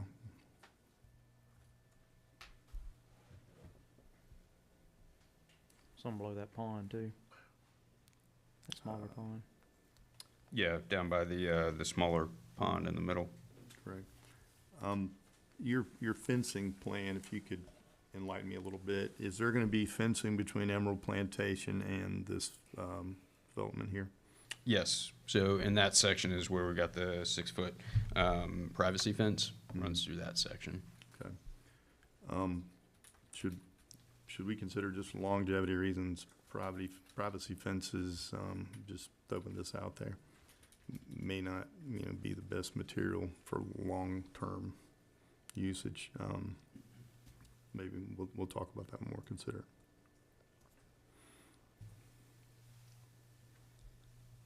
Very good. Any further questions?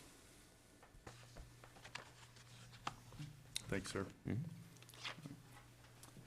I'll now invite anyone who's in opposition of this development.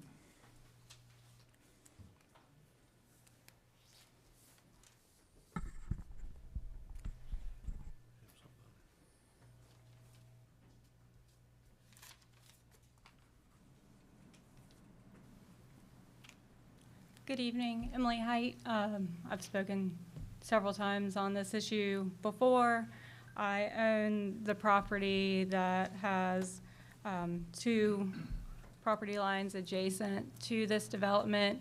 I sent all of you an email this morning. Hopefully you had a chance to read that and see why I have concerns with this developer. I'm a realist. I understand that at some point there's going to be a lot of growth in the area, but we want it to be actually growth from somebody that has our community in mind and is going to provide things that will benefit the county from years to come, not somebody that's going to turn the property over and run, and then the only reason to be absorbed by trees and obviously our somewhat sandy soil and the wetland that you see in the picture. Many residents have come up to bring up their concern on the flooding.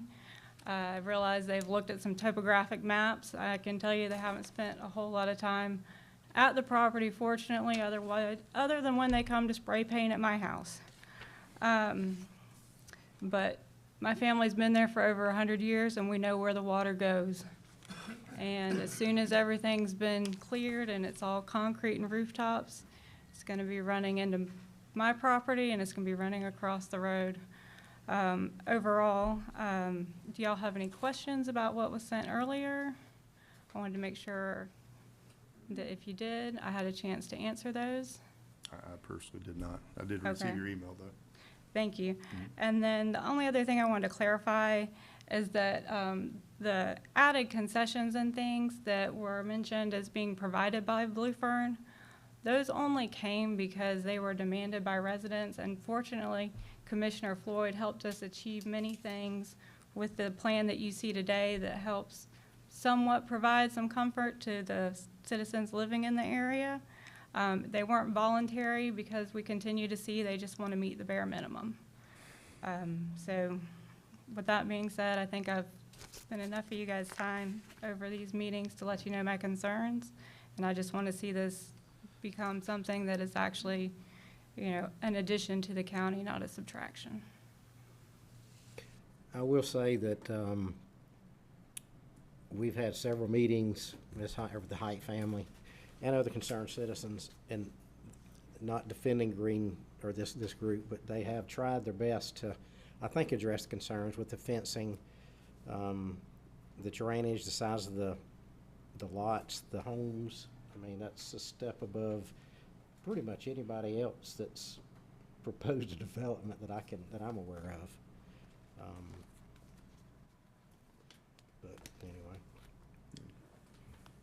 I'm interested in seeing the package that is being presented is the package that's delivered ultimately. Oh, yeah, well, because that's what my expectation would be. And that's why I asked a specific question of the, you know, amenity center, how far along before, you know, it could be home sales may, you know, slow down, and people have bought into a community that they're expecting something, whatever that may be.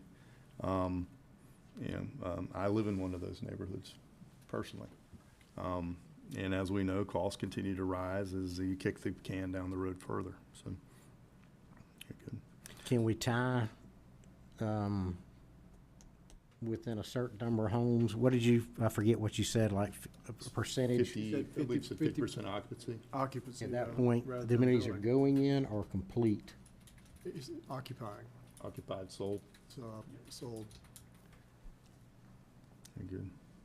Another question I had was for you, Jonathan.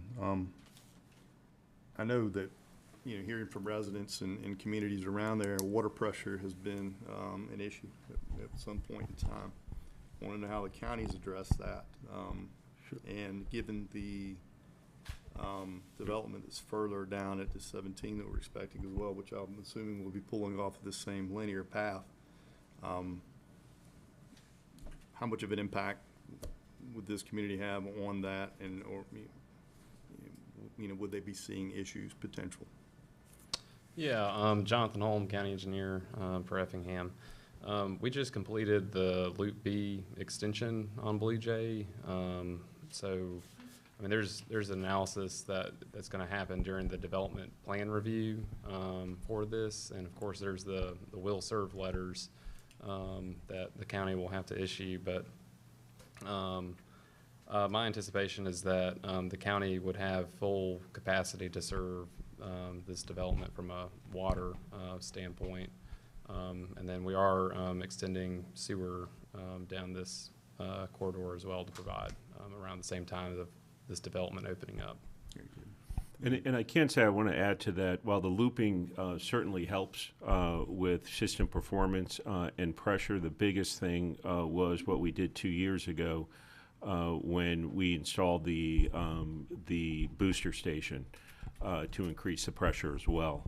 I have not gotten, I've not heard from our water and sewer folks about, I know there was concerns about water pressure there, but I've not heard about them since those improvements have come in. And if there are, then it's, my guess is it's another issue that we've got to address, but there is ample enough pressure on the water main. I think it's a 16-inch water main that we have looped on that system. But they are correct. 2 years ago, that was at the end of the line with not enough booster pressure, and so that should be resolved. And Mr. Chairman, I don't want to defend the developer, but as far as the stormwater comment goes, I've heard this comment, and not just on this property, but on several other developments as well. You know, regardless of whatever's getting developed there, they're going to have to meet the local stormwater management manual, which means that they're going to have to match whatever existing flows are leaving their site or entering their site to what they're developing. So that's why you see the number of ponds and, you know, the stormwater management report is going to ensure that no flooding is going to be occurring due to the amount of rooftops that are put there. You know, they're going to have to restrict the number of rooftops that are going to be there based off of the stormwater. And that's something that the development plan review is going to get into the weeds of, and we'll get to that point. But tentatively, this looks like it's appropriate. Gotcha. And ensure is a great word, E and I. So that, you know, we don't have repeat issues with places that we have problems where developers have developed and then, you know, initially later down the road, we have an issue that we have to resolve as a county. So that's right. Getting it right the first time is very important. And I'll state it one more time. I know I said it the last one, or I think I said in the planning shop, that we have raised our stormwater standards in January.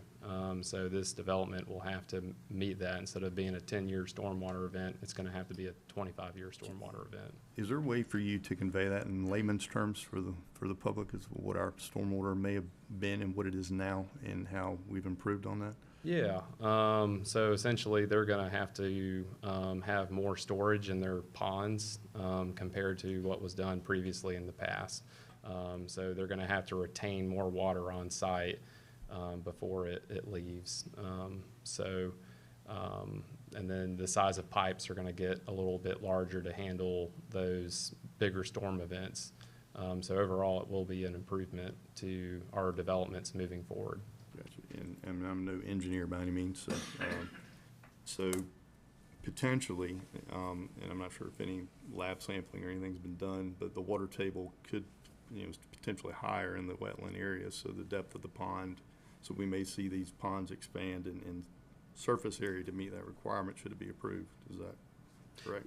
Yeah, so I mean, there'll be a normal water elevation, whether it's controlled by the groundwater or whether it's controlled by the outfall control structure.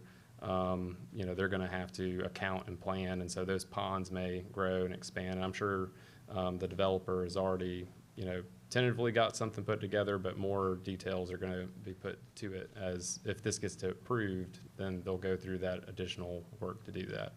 And lastly, for me anyway, the D-cell off of Blue Jays, that's included in. Yeah, I don't think they show one here. I didn't see it in here, just wanted to. There'll be an encroachment permit that comes, and they'll have to do a traffic impact analysis to show whether or not the D-cell lane is going to be required. I'm sure they would be willing to do that, but. I believe that I mean, this is on a corner. Right, it's going to be a lot of, you know, I know my neighbor, I have 4 cars in my driveway. you know, my neighbor has 5, just say 2 on average. We're looking at 400 something vehicles, give or take. Yes, sir. It will be based off of the GDOT Access Management Manual, and so they'll provide the traffic volumes, and we'll get into that, but most likely I'd anticipate there being one. I'd like to see that there was one, should it be approved, not manual. Some kind of guarantees on that. As we get more into the traffic impact assessment, whether or not there's gonna have to be a left turn lane, but either way, you know, that will be flushed out with the TIA report, and that is something that we'll be working with the county, understanding that there's planned improvements, adding some shoulder width, so, you know, depending on the timing, we'll either add on and expand to what is already been in the works by the county, or go ahead and account for that with our planned widening, if we're out in front. Because we are anticipating putting this as a commercial truck route, correct? Is the game plan. And speed limit through that area is presently, what, 45, 50? I think it's 55, yeah. Okay. You see my point. Yep, understood. I think, Mr. Height.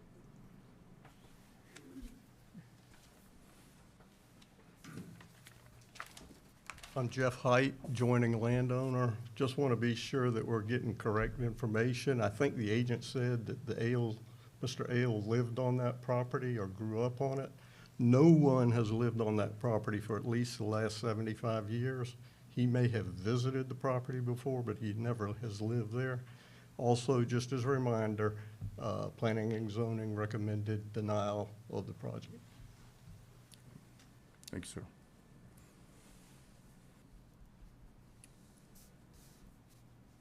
Do we have anyone else from the public speaking in opposition? Did planning board have the same information we have, or is this? No. That motion was made Revised on the information. first rendition before we got together and worked Okay. through this second.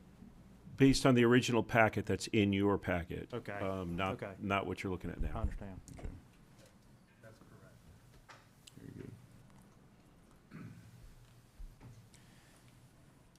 Any discussion from the commissioners? I see we have no speakers from the audience, I'm assuming.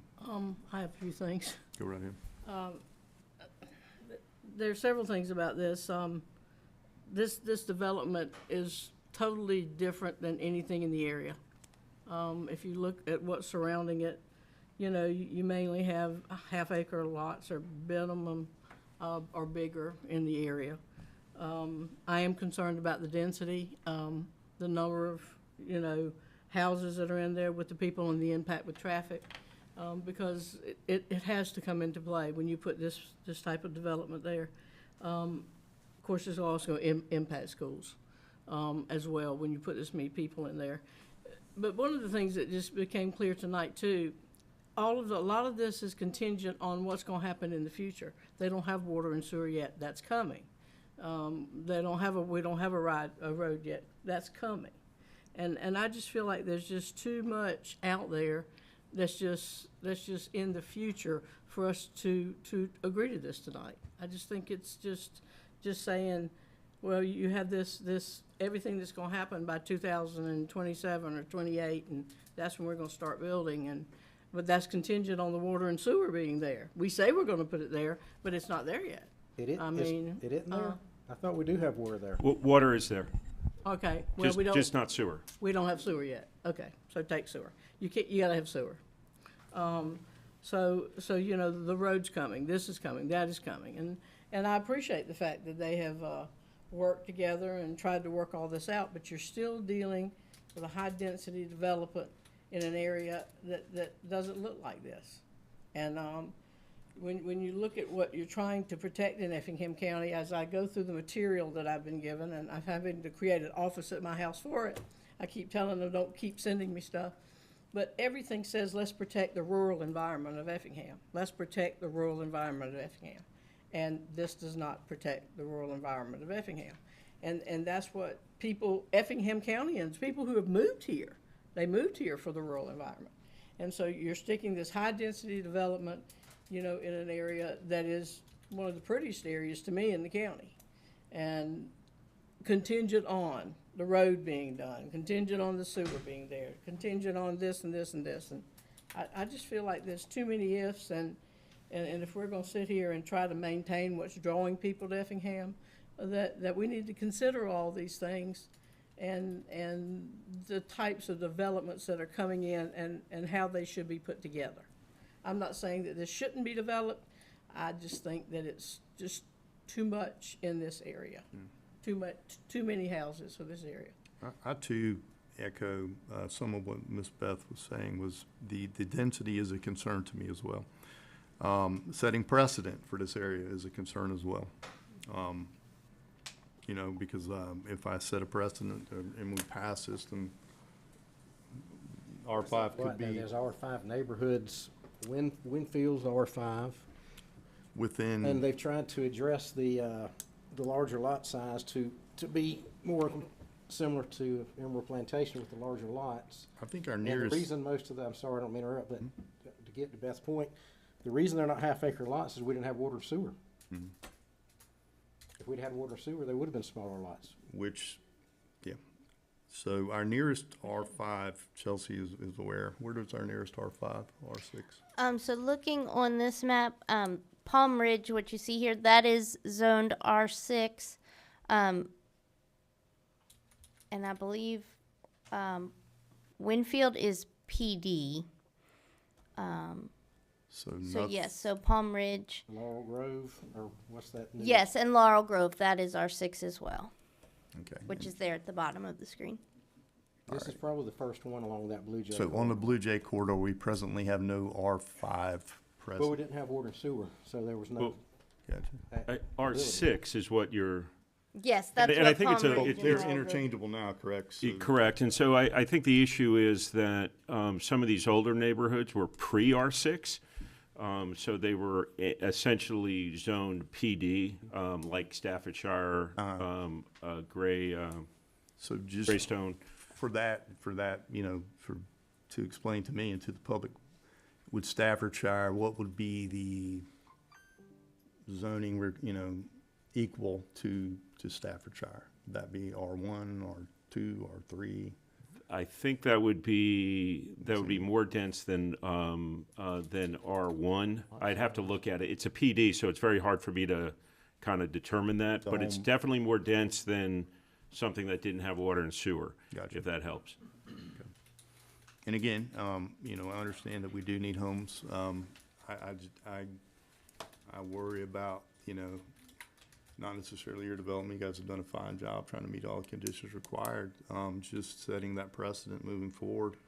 You know, how do we control that, you know, this area and this corridor that we're designating as a transportation hub for Well, heavy what commercial traffic? precedent are we setting? That's an ordinance that they But- are meeting the standards of. The only reason that wasn't smaller lots in the past is because they weren't able to. Well, if it's not meeting the standard because it's a rezoning. They're asking for a rezoning with AR1, so Right. it's not the same. It's a rezone. They weren't able to. But they're here presenting it now to us. I'm They're able to expressing, now. yeah, and I appreciate and I respect your opinion. I hope you respect mine as well. And, Oh, I do. you know, that's where I am. We have any further discussion with any other commissioners?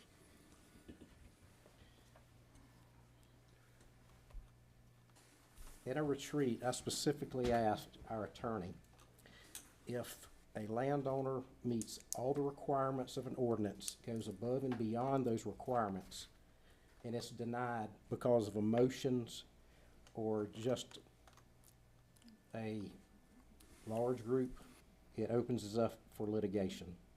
Well, we don't presently have sewer there, so we do not have services there. The first house won't be until 2028. Correct, but I'm saying the decision is being made today. Yep.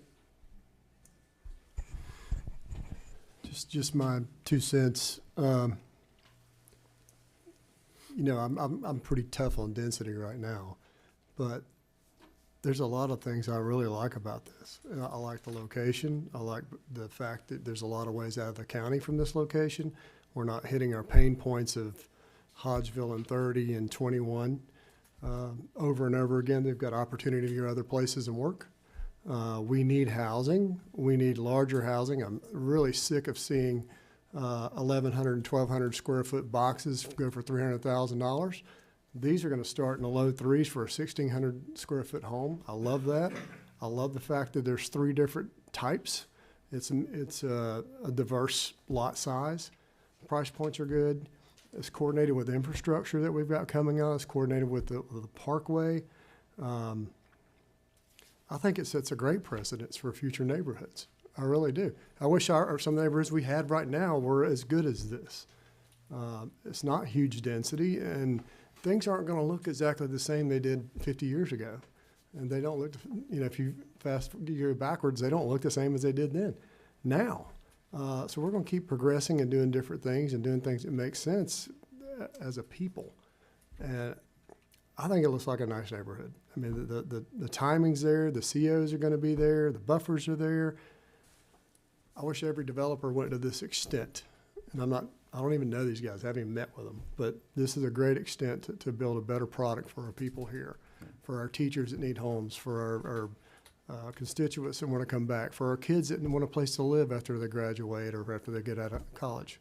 This is a step in the right direction, I think. It's in the right spot. If it was in a different spot, probably would not be on board with it, but I think it's in the right spot. We're spending taxpayer dollars to develop this area, put sewage in and everything else. So it makes sense for me.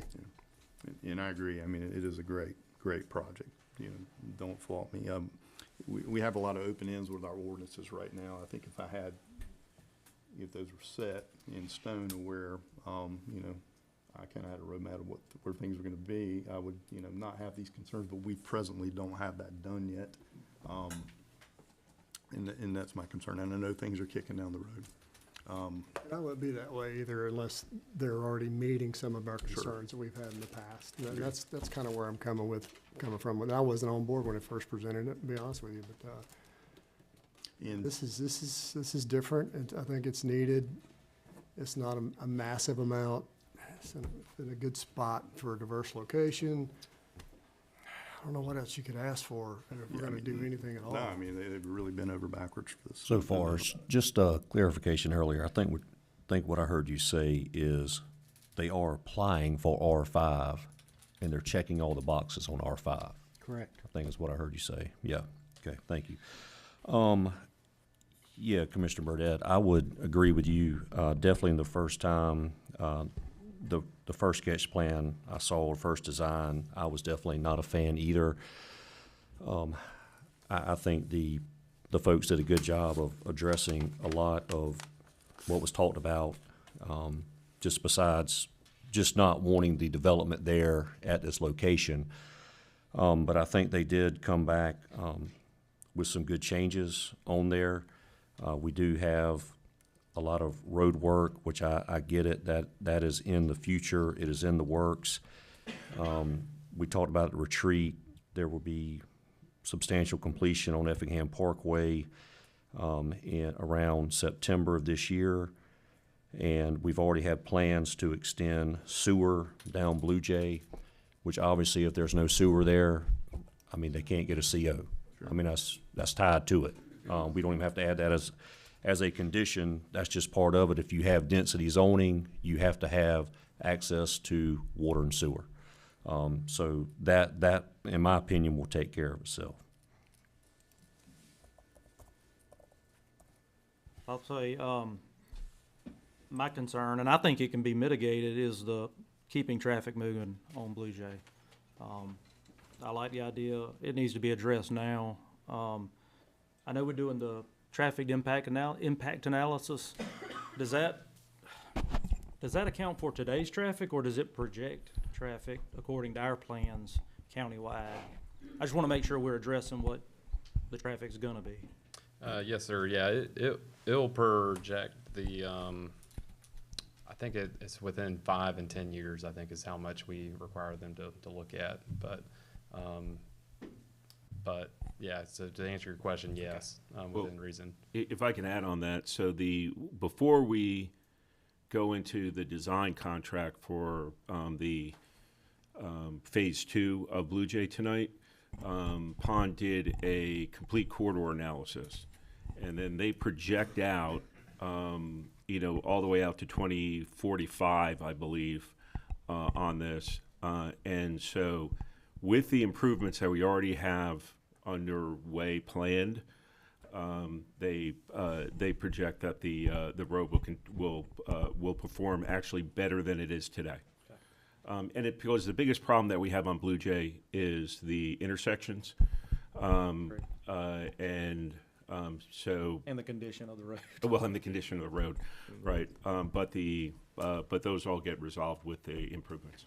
Commissioner Kiefer, I would recommend, I guess, to your concern, if you were wanting to keep traffic moving for this development, maybe as a recommendation for the board as a stipulation. Well, it's just as much safety as moving, but. Right. I would say, regardless of the traffic, whatever the traffic impact analysis says, to see if you get them to commit to a turn left lane into this development would be my recommendation, just to keep traffic moving along. So that way you've got, they'll have to do the DSL lane, but then, if this were to move forward, you could get them, regardless of the traffic impact analysis, to do a turn left lane. How long? It would be per the GDOT recommended, typical, based off the miles per hour of the road. Yeah. But Thank you, Jonathan. Yep. I have that written down, so thank you.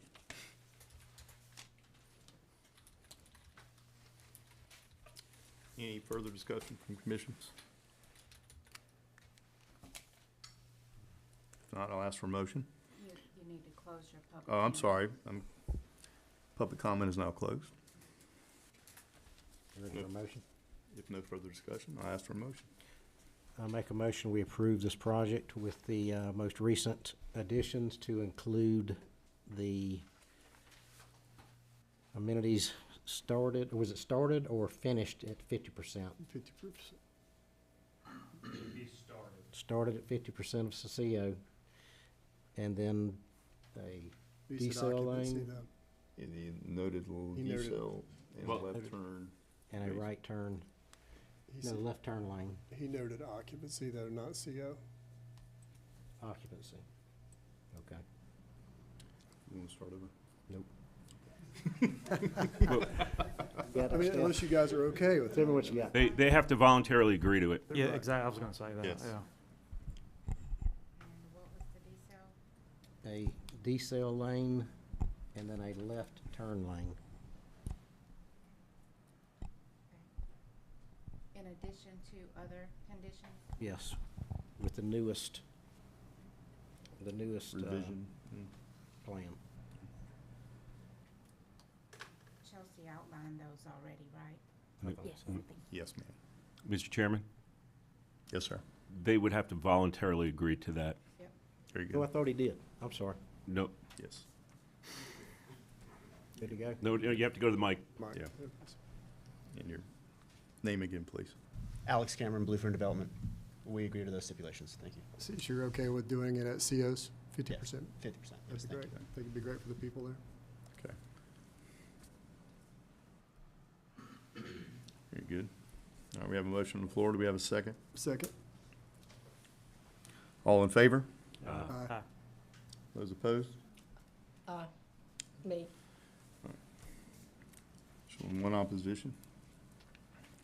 Motion carries. With those additions, we can't do the second reading, right? Second reading will be pushed out. Yeah, we're pushing second reading out. Very good. All right. Moving on to item number 5.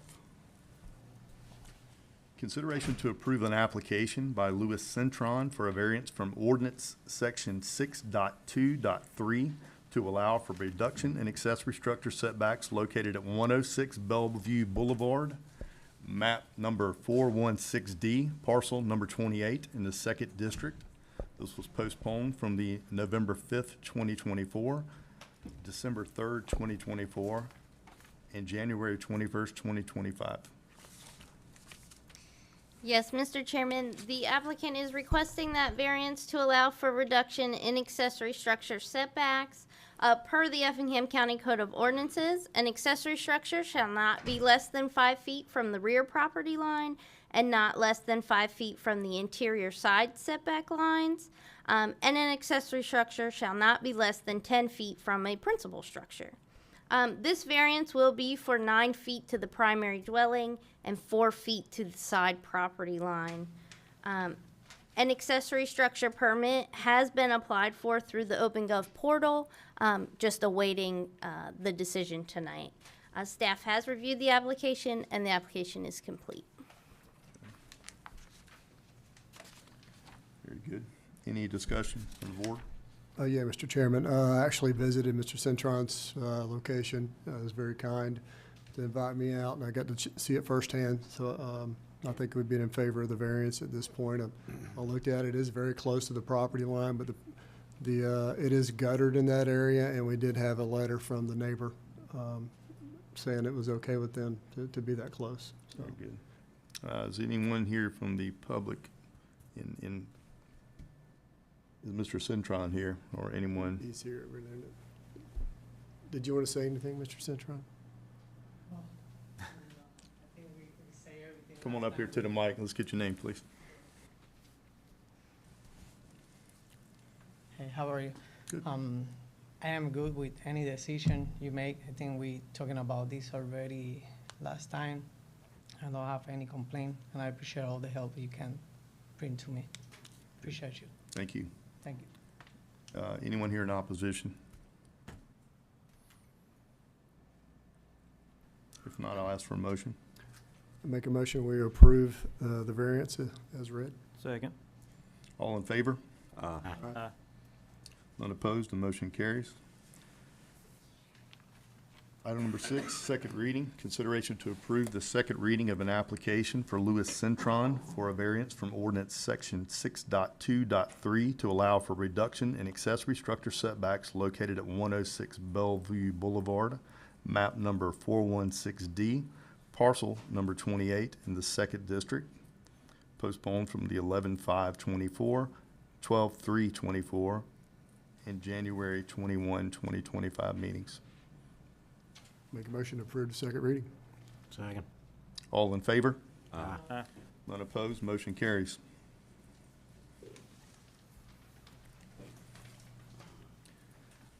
Item number 7, second reading. Consideration to approve the second reading to amend Appendix B subdivision ordinance, Section 5.2.3 of the Effingham County Code of Ordinances and Effingham County Access Management Plan Policy. First reading approved December 3rd, 2024. Second reading postponed from the January 21st, 2025 meeting. Any discussion? With none, I'll ask for a motion. Make a motion to approve the second reading. Second. All in favor? Aye. None opposed, motion carries. Item number 8, consideration to approve the second reading of an application by Jack Williford for a variance from ordinance section 3.4 to allow for reduction in required buffers located at 1745 Georgia Highway 17 South, map number 297, parcel number 59C in the 1st District. This was postponed from our January 21st, 2025 meeting. Make a motion, we approve the second reading. Second. All in favor? Aye. None opposed, motion carries. Item number 9, consideration to approve the first reading to amend Appendix C zoning ordinance, Article number 5, uses permitted in districts, Section 5.18, Ebenezer Historic Overlay District of the Effingham County Code of Ordinances. This was postponed from our January 21st, 2025 meeting. Ms. Chelsea? Yes, Mr. Chairman. So, like stated in the workshop, as you can see, staff has brought before you a draft ordinance with the noted changes from that workshop. I am here to answer any further questions you may have. Very good. This is to vote to make the changes. Yeah, We this is had a a lot public of- hearing. We gotta hold a public Okay. hearing, but yes.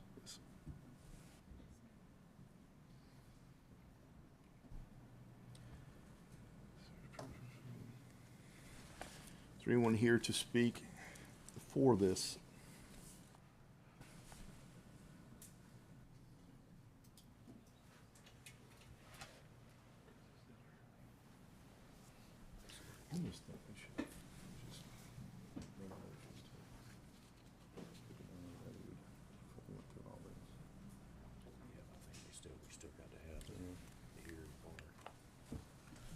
Good evening, lady, gentlemen. Good evening. Roger Kitchen. I live on Ebenezer Road, and I'm not going to take a lot of time because I've been at the charrette and the meeting that followed, and I just want to throw my, as my wife would say, my considerable weight behind everything that's been put into this.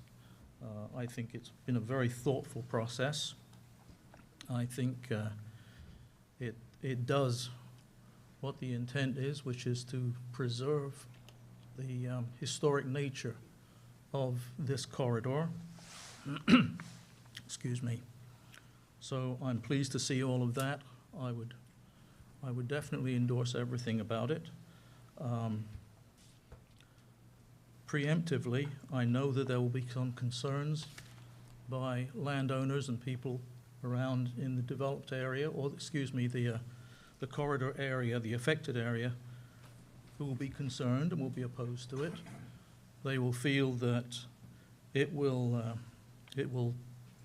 limit or constrain their ability to get their best price for any property that they would choose to sell in the future. And I understand that. So, but insofar as there would be any devaluation of that property, I would ask the commissioners to think also that if this proposal were to be turned down, then it would allow free rein for development or whatever that could just as easily devalue the property of the homeowners who have lived there for many years or have moved in there specifically to avoid that sort of development. So I just ask you, when you consider this motion tonight, to consider not just the landowners, but consider the people who are living there and seek equally to preserve the value of their properties. Thank you.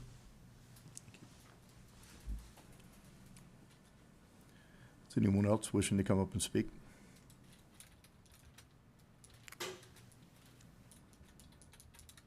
For the project.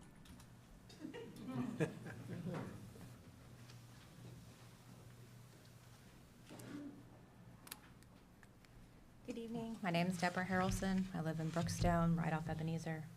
I've been involved in the process of the overlay at the charrette and all the meetings that we've had about it.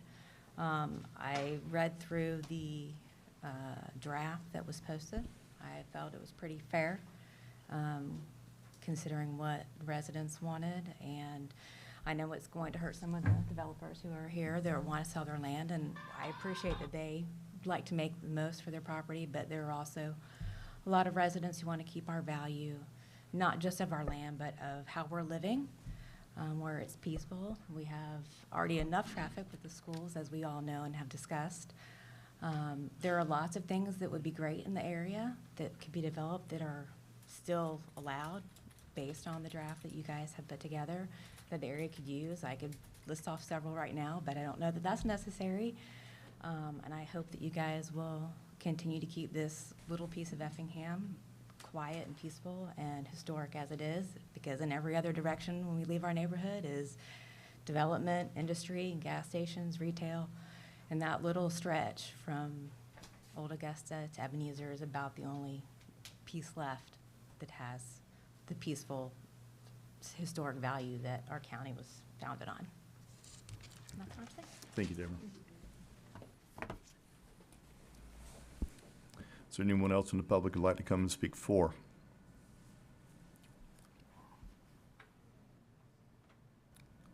Going once, twice, okay. Very good. I will now ask if there's anyone to speak in opposition. Please come forward.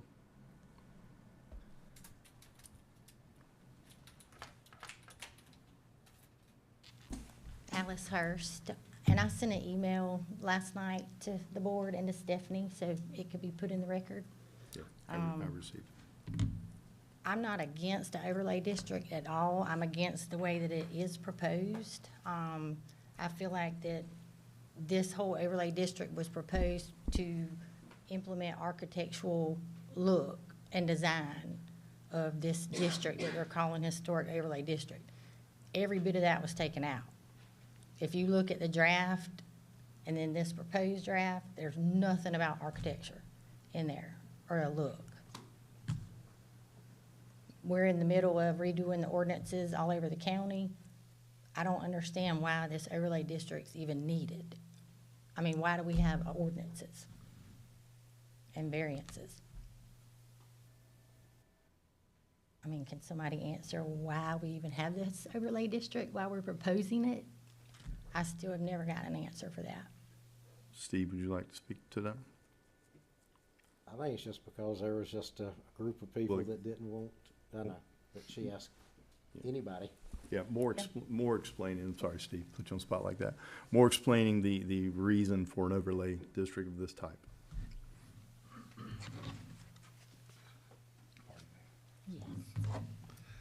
So an overlay district is traditionally an extra set of standards that are placed on the land use that already exists or could exist in that specific area.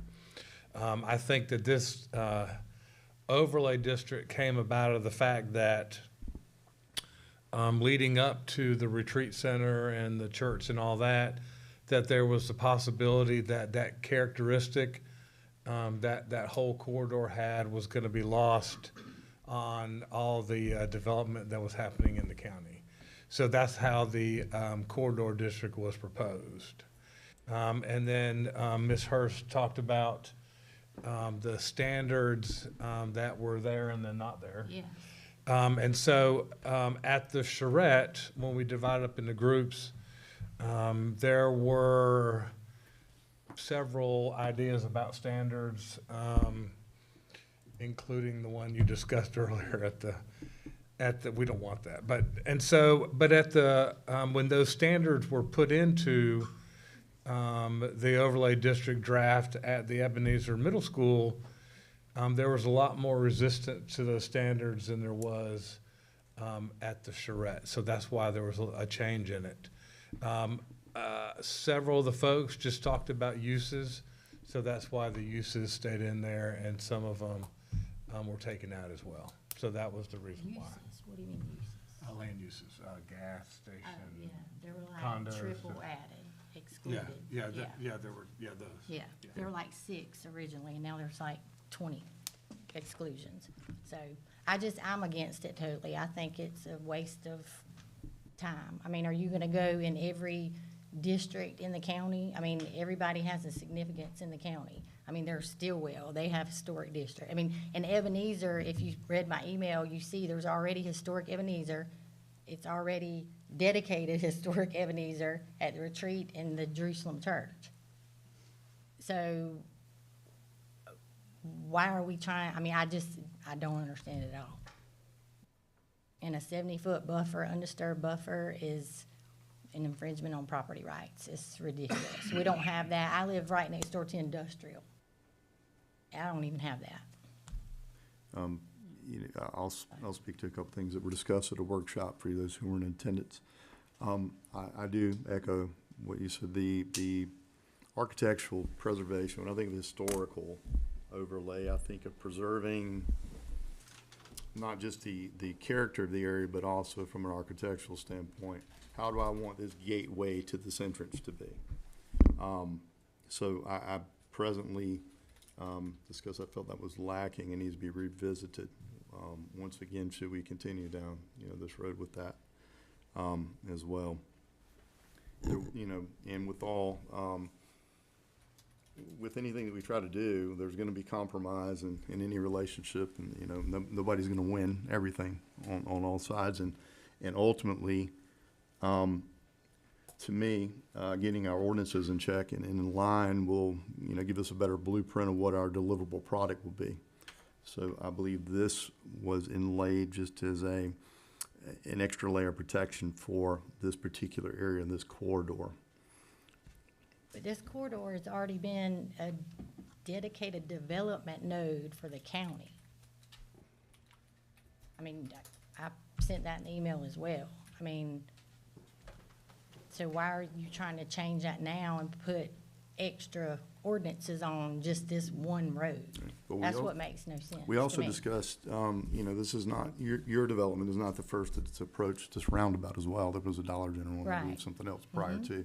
So, to, But I'm not even talking, I guess in this whole area, I don't understand the overlay district for this area. It's not, to me, it's not really about my development. You're telling property owners that are from Mill Pond Road all the way to Ebenezer Creek that if they do anything on their property, they have to have a 70-foot undisturbed buffer per this overlay district, that they can't, I mean, you took all the look out though. Like, and then if you did see, I guess in the transportation, study that was done, this was also a corridor that was, I guess it was a, I don't remember what they called it in the email, historic corridor or something already on that side, and they addressed like abandoned cars and things like that has already been addressed. So, I don't know, I just feel like it's redundant.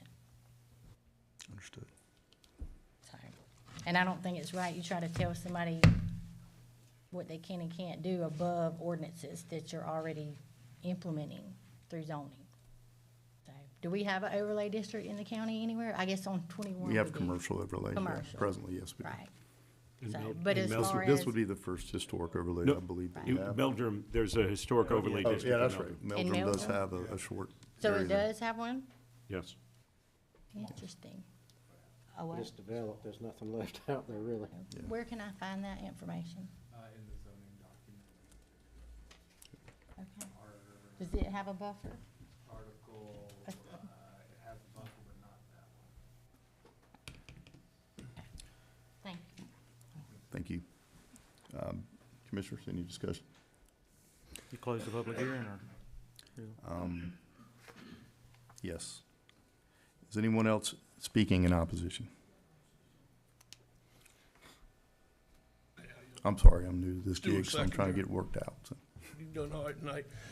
Yeah, I have some property on Ebenezer Road, and kind of the way I look at it is, let's start on 21. Let's start from 21 and go down to Ebenezer. The front part of that Ebenezer Road is industrial, Effingham County Industrial Park. All right, we go there, we get to the railroad tracks. We got several subdivisions. Then we go on down, we got a school district, we got some more subdivisions, we got a roundabout. What's this talk about a roundabout? Not a thing. Nothing to talk about a roundabout. Do we need it? Yes, we do need it. There's nothing to talk, all right? We go from the roundabout to Ebenezer Road. It's houses there, built there, okay? We already got a historical overlay district down at Ebenezer. So why, to me, the cows have left the barn. It's too late for this. So why are we trying to start things that we can't rectify? You know what I mean? Like, what are we gonna do, tear everybody's property down on Ebenezer Road and start over? Direct. Yeah, I'm asking. I mean, like, what are we No, trying I to? don't believe to the me, intent is to tear anybody's to property me, down. we're trying to use this as a zoning law. Mm-hmm. You know what I'm saying? Somebody has set this in historical overlay saying they can control the zoning. So I think we just need to drop this overlay district and just let the zoning laws handle it.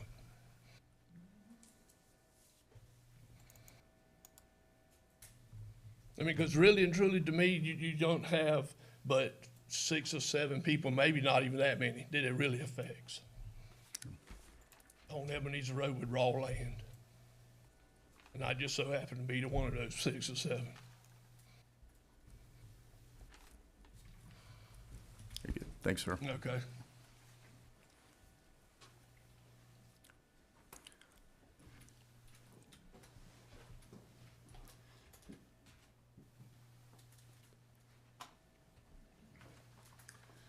Good evening. I'm Jerry Graham. I live on Waldeye Road, just off of Ebenezer Road. I pretty well agree with what Alice says and this gentleman. If you wanted to do all this kind of stuff, you should have done it about 50 years ago, because there's a lot of construction and has gone on in that area in the last 50 years. It's unbelievable. I know I grew up there. So all of the people in the last 40 or 50 years that's bought property, bought it with understandings of restrictions on it. And I live in a subdivision also and had restrictions on it when I bought it. I abide by those restrictions. I don't want no more restrictions on it. I don't see why somebody can come in here and decide that, oh, let's figure out a way to stop progress here. And the way to do it is just put this overlay out that covers everybody to protect the few areas that we don't want a subdivision on because people don't want another gas station built around a roundabout. Well, I never liked the thought of that either, but it's progress. And it's kind of like this guy says, you're trying to stop progress after you pretty well let cat out of the bag. And that's just my opinion. And I talk to a lot of people that have that same opinion that haven't been up to these meetings. And I wouldn't have been up here tonight if I hadn't found out about it about an hour and a half ago. And well, that's my fault or somebody else's, it doesn't matter. But that's the way I feel about it, and there's a lot of other folks feel the same way. They don't want these restrictions to cover what they've had in place and built their homes around for the last 30 or 40, 50 years. Thank you. I'll call you, Jerry, and let you know when the next meeting is. So you'll be here in the next meeting. I'll call you and let you know when every meeting is moving forward. I tried to find your number. Very good. And just, not speaking specifically to this, there was a lot of input given that I appreciated just from the public forums that we had. Some things that enlightened me from, property ownership side, undeveloped side as well. I'm sorry? It's not reflected in the document that's proposed. The document proposed is zoning. It has nothing to do with. And I do not disagree with you one bit on that. The workshop, if you listen back, there was a lot of discussion concerning the architectural guidelines, what our, some of our vision up here on the commission was for it. And I personally do not feel it's reflected in this document presently. Any discussion from anyone else up here concerning? I'll start off. First, I want to go back. I feel like I should clarify. I think I started the that the roundabout was historic, and that was not my intent. It was the gateway, because the family farm I grew up on is actually closer to the church, historic church than the roundabout is as a crow flies. So that was not the intent. It's still the gateway to the historic area, and I think that's important. But I totally agree. I think land use is a function of zoning. I think everybody should have the ability to petition their government for rezoning, and not to be pre-excluded in a situation like this. As far as the overlay, I mean, I'm open to some reasonable design standards to protect the integrity and the looks without being overburdensome. But I think the document we have now really has not a lot of that and more zoning. Yeah. It's more geared toward the zoning and land use. So that's my 2 cents off the top. Well, I'll echo what Commissioner Kiefer said. I think no matter what, and we catch a hard time sometimes with some of the things that we hear through our zoning process, but I agree with Commissioner Kiefer. Everybody's got a right to petition this board for rezoning.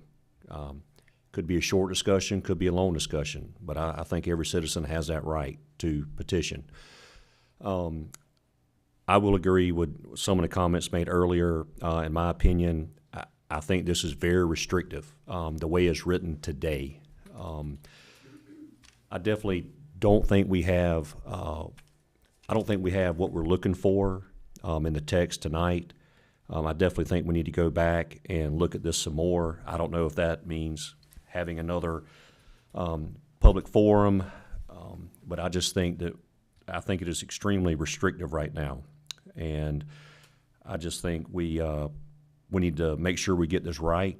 I do agree we have current zoning ordinances that would address a lot of issues. As it was stated earlier, we are currently in a moratorium. We're trying to upgrade those for situations we're seeing today. So I'll just try not to beat a dead horse, but I do agree. I do think we need to look at this some more. I don't think this is our finished product here. And I just want to clarify one thing. I wasn't proposing that we should rezone everything there. I think everybody should have the right to petition. I want to address, Mr. Graham, what you said about, there's nothing you can do to stop it. It's too late. Well, see, I disagree with that. Your chickens can get out the hen house, but that doesn't mean you don't go the next day and shut the gate so they can't continue to get out. Now, how we do it, I think, is what we're discussing tonight. I don't think we're ready to pass this or kill it or either way. I think there's too many questions. I do think it does need to be protected in some way. I think we need to protect, as I've said earlier, what we can of Effingham County, mainly because that's what the people here said they wanted. So I think that's important to discuss. I think the traffic issue, the density issue, the school issue, all those things are there. Is emotion involved with people? Certainly. Commissioner Floyd mentioned that, and he's right. I'm trying. But that's what brings about change. Emotions do. Our country was founded on that. We started, as a group of people that said we don't like living under the British. So a group of people got together, and actually, since I'm a historian, it was actually only a third of the people that fought that wanted to break away from Britain. A third did, a third didn't, and a third didn't care. So that's pretty much what it is. But I do think that we need to look at this and the restrictions, look at what we're doing with the ordinances that we're working on, and just hold off on making any kind of decision at the moment. So why can we not nix the overlay district, period, and just continue on with the ordinances since you're revamping the entire ordinances for the county? Why is there a need for an overlay district in Ebenezer? It's already got a historic district. That's a good point, I think. I mean, I don't understand that. It is a waste of taxpayer money. You're having charrettes, you're having staff create drafts, taking stuff out, and nobody wants it. Who has stood up here and said, yes, this overlay district is awesome, please pass it? The lady who lives in Brookstone that moved here when? Okay, I've been here for 48 on the same piece of property, honey. So. Hey, let's keep everything up here to the chair. I do want to clarify something with Alice. Each person here is a resident of Effingham County, regardless of how long they have been here. So we are to represent them equally, regardless of the legacy or not. My last name, legacy. However, it's, also, so taking account in who was here first, I don't think is a valid discussion topic that we need to go through. People, they want to move here and want to shut the door and keep it like it is. Well, I wanted to shut the door when it was the red and white grocery store, Miss Kitty's Ace Hardware. That's and where 21's elections come into and play. it didn't happen. Right. It's not going to happen. We have a great community. It's going to continue to grow. We need housing. I'm a realtor. I get calls every day. We need housing. I'm not disagreeing with you, Alice, at all. This is not Damon Oh, Ryan's I know. historic No, overlay. I know. So, no, I'm yeah. I don't understand the overlay district. I can't, if somebody can convince me, especially when we're revamping all the ordinances, Right. I don't understand the need for a overlay district. We already have ordinances and variances that do that. I personally, and I spoke to this earlier a little bit, and I'll elaborate a little further. The engagement that we had in this opened up a lot of eyes on both sides. Mr. Secretary spoke quite a bit there to, some things that I never thought about personally, your situation as well, but also the present homeowners is there. And we're trying to ultimately make the best decision for everyone. Right. Around there. And maybe this isn't something we pursue. Maybe this isn't something that we continue down this road if we see it is not going to be fruitful. However, the engagement that we had, I want to continue to have that engagement because it did produce, we have people here tonight. We usually have an empty house here. And these decisions we make at a local, we see obviously impact you more than something that may happen at a federal level. So again, I engage people to attend and be involved. But, you know, if anything it does come out of this, would like to see more public forums, more input from our community. But how much time are we gonna spend on? Until we get it right. That's what I say, until we get things right. Okay, so do you think there's a need for an overlay district on top of, I mean, That's not my decision. That's the commission's whose decision. decision is that then? Ours. Theirs. Unless it's a tie, then I get involved. Bill? We know you see a need for it. Jamie, I mean, For on me- top of ordinances, like, I mean, Roger, what do I you think? understand where you're coming I mean, from. For me, it goes back to intent, and, you know, it's Commissioner Kiefer's district. I try to honor what people want to do in their district unless it's, you know, just something that speaks to me differently. I don't get on board every time. But if we go back to intent, what was the original intent? If the original intent was to make that corridor look different, then let's focus on the architectural aspect of that. If But that it was the all original taken out. Yeah, I understand that, Yes. but I mean, so for me, I'd just like to go back, what was the intent of it? Is it to make it look different? And if it is, then I don't think we need all the restrictions on the businesses, and they just need to look a certain way as you're going down that way. And you can be more unrestrictive on what we put there, but they have to look a certain way. That might mean if they have to look a certain way, it doesn't fit anymore. But, I mean, look at Hilton Head, Bluffton, all that stuff. They have districts where they look a certain way. And if you look at it from the road, you wouldn't even know there's a go-kart track, you know, in there, stuff like that. So you'd have to go back to intent. Is that where our intent is? If it is, maybe we need to kind of get it back on the rails and do that, or maybe nothing at all. Maybe we look at it and maybe it wasn't a good idea, but Where's the process go from here? I don't want to say my 2 cents. Everybody else has. Of course, I'm always the one going to sling it. Back to your first comment, how it started by a group of people that's trying to stop anything along Ebenezer Road. And then to try to quell that, we came up with this plan, and then it came up with this overlay district. But it's still, if you look at the businesses that they try to exclude, it's basically what was interested in your property. Yeah. My position is it can be controlled with zoning with no exclusions. If it gets rezoned, that's what it is, or what's allowed. The architectural, I'm fine with something with that. I'm fine with that too, but it's not. Just coming in at the tail end of this and saying, that's not developed, by God, we're gonna stop it, I'm not supportive of one bit. You can't do that. Well, I'm just saying, I mean. you know, there's a petition out there with 800 and something signatures of people wanting to stop it. They I don't bet even if I started a petition that says, do you believe in freedom and believe you have the right to use your property within the law of this county and state, I can get plenty of signatures on that. Yep. So, I agree.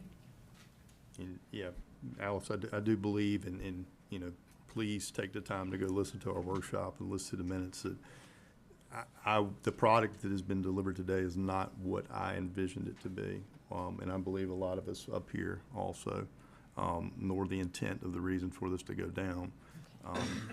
I even mentioned the fact myself personally that, you know, our ordinances control what we have, you know, what can and cannot be in an area. I believe the intent was initially to prevent certain things, you know. We don't want an industrial, we don't want a DRT down the road, you know, those types of things.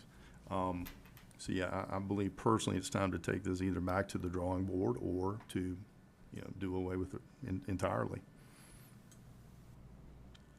And that's what I'd like an answer on too, I guess, is like, where do we stand? Like from here, I Where don't do want we it to go? drag out. I mean, Well, Mr. Chairman? Yes, sir. If I can add and just kind of give you a little history as to why those things got removed. They got removed because of the resistance from the property owners at the second meeting. They did not want design standards that mimicked what an HOA would look like. And so when we have to, the staff has to try and interpret based on the feedback, you know, what to present. And so we removed those items, and the only things really left were really the kind of use restrictions. And then we had gotten some additional feedback at that meeting as to other uses. And by the time you get through this person's for this but opposed to this, and this person's opposed to this before this, and by the time all that gets canceled out, that's kind of what was presented tonight. But there could be things that we put back in there or remove, but we just got to either get back to the drawing board or decide not to move forward, based on the kind of the continuous feedback that we get from folks. Sure. And I wasn't throwing off on staff. You heard from one, there's two extremes on this, and you just tried to come together. Yeah. But it's still way too restrictive. Yeah, I agree. So if the intent for the, One bit, yeah. well, if the intent of the overlay district was for the look, but then you're saying at that second meeting, the No, at biggest- both meetings, there were commentary on They did on not use want restriction, that. That on was the use restrictions. biggest. Right, Okay. and so we included some of those, most of them when we went back for the second meeting, but when we showed folks basically a look at what the design requirements that were proposed in the first meeting were, Right. there was an enormous amount of resistance from the property owners, the people that are most directly affected by it. And so that's why, because of that resistance, we stripped some of those out. So if that's what an overlay district is supposed to address, but then Both. everybody's. It's supposed to do both. I mean, it does use restrictions, and we've conversed with the State Department of Community Affairs on this, and they, they've agreed that you can use that overlay districts have been used for the purpose of limiting the uses in a particular zoning, and so, but as I mentioned, with all of the design requirements removed because of resistance, really all we're left was setbacks, building heights, and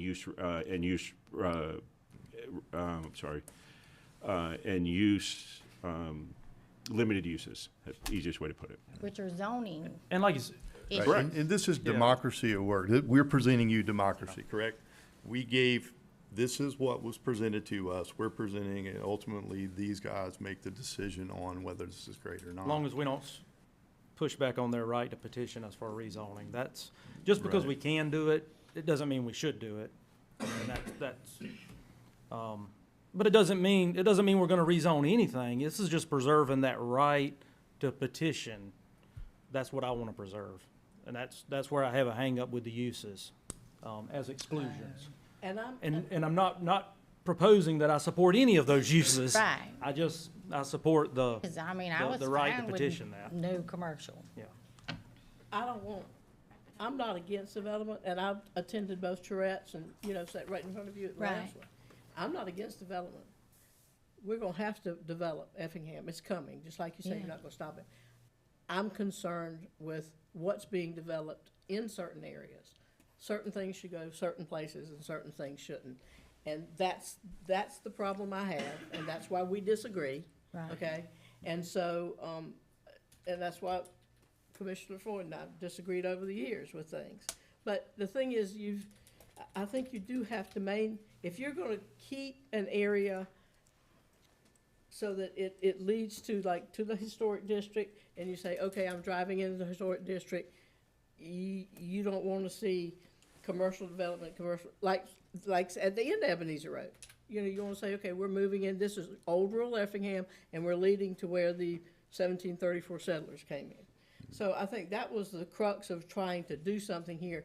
And the overlay district was just to give it that little extra protection. That's what it was designed to do. Is it needed? I thought it is. I mean, I think it just gives a little extra protection. But now we're gonna discuss it, we're gonna see about ordinances, we're gonna continue, and yes, it's gonna delay it some.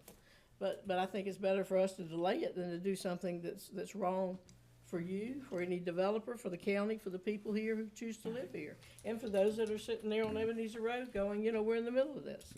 So, but I'm not against development. I'm against unplanned development and things being placed where they shouldn't be, like the DRT plant that's sitting, in a light industrial area. So, that's what I'm trying to avoid. let's keep certain areas in certain ways. That's why you have the land use maps, you know? Right. So- Yeah, and this is a truck, or truck road dedicated. Exactly, you gotta, Yeah, I mean- no one can really do with their property what they want, to be honest. And I'm willing to take one more stab at trying to work on the design standards portion to where it's reasonable. If it can be done in relatively short order. I mean, it shouldn't, I mean, I'm talking rocket science stuff. I mean, it's, yeah, nothing that's overburdensome, but does, I think of signage, just, you know, nobody wants big neon signs. I mean, that's Right. simple stuff, but it's gotta be quantified. That was taken out though, wasn't it? Yeah, it was signs, even addressed. The sign is it, signage It is in was, there. yeah, that was just an example. was. But- Uh, But again, maybe, That was a may, big this thing. may be what we need countywide. I don't, you know, I don't know.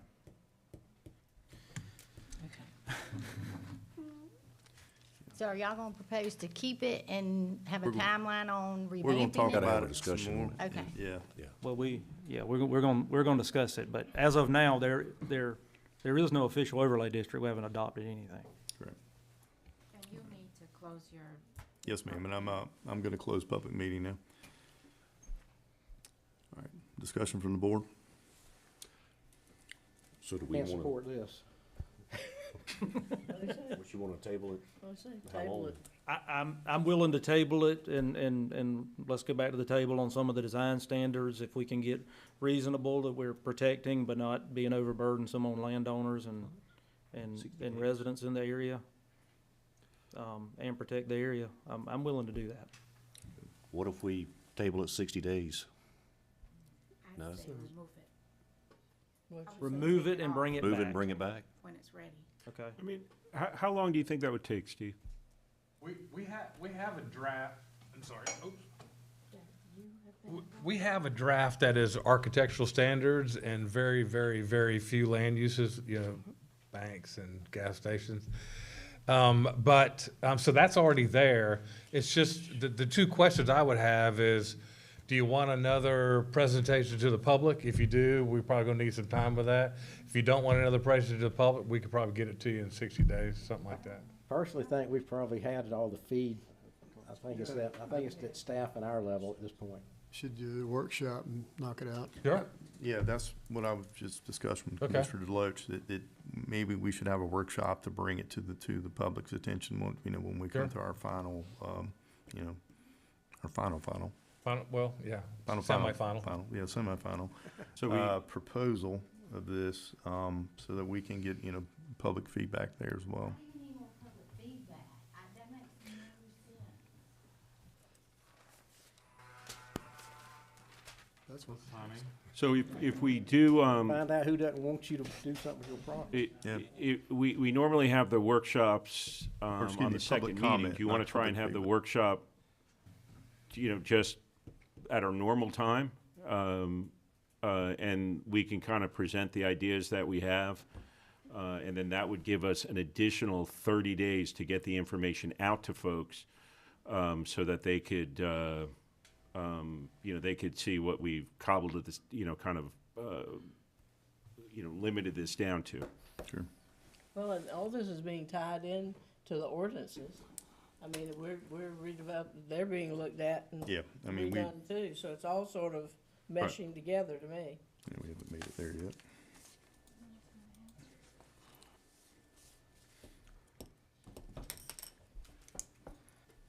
All right, However so y'all for wanna now, we tackle it. remove it? Is that what we want to do? So you wanna remove it for now? I say we remove it and schedule, if we want to schedule a workshop. We To need a further motion for discuss. this, or I just- think we don't definitely need to a do- workshop. Just no action on it presently? Well, I think we need a Yeah. motion, or my opinion would be we need a motion. Okay. Motion to remove? I'll make it. Motion to remove. Second. All in favor? Aye. None opposed? Motion carries. And just, you can tell three Yes.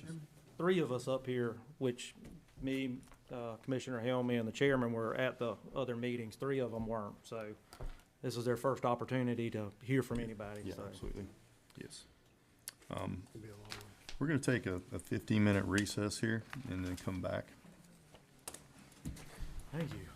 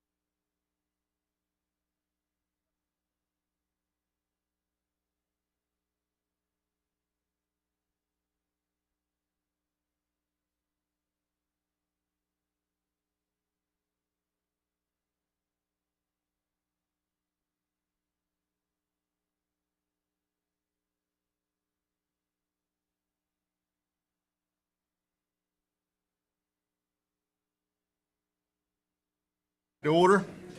That's right.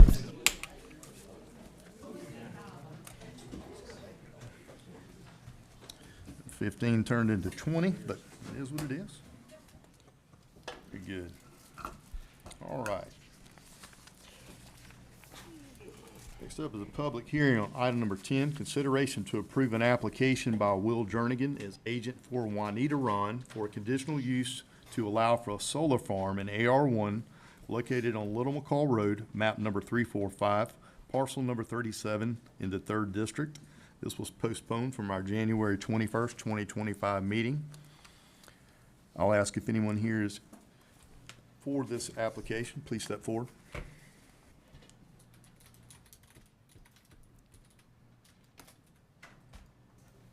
Good evening, Commission. My name is Will Jernigan. I'm representing the landowner and applicant for this project. I have a couple printouts here, but it seems we got the set out. I will distribute one that isn't included in the packet, and I think the planning staff may have put on some helpful kind of prerequisite conditions that I want to talk about. That all looks good. And then, it's helpful to look at a site map up and close. I'll just go ahead and pass those out too. Is it, what's on the board there? That's the one. There you go. So yeah, this is a parcel owned by Miss Juanita Ron, whose representative is here today. Her daughter, Teresa, in support of the project. So my name is Will with Inman Solar. We're a Atlanta-based developer and builder of these solar projects. We've been around since 2009 and have one project in the county, Mr. Zitrauer's land, that was built maybe 4 or 5 years ago.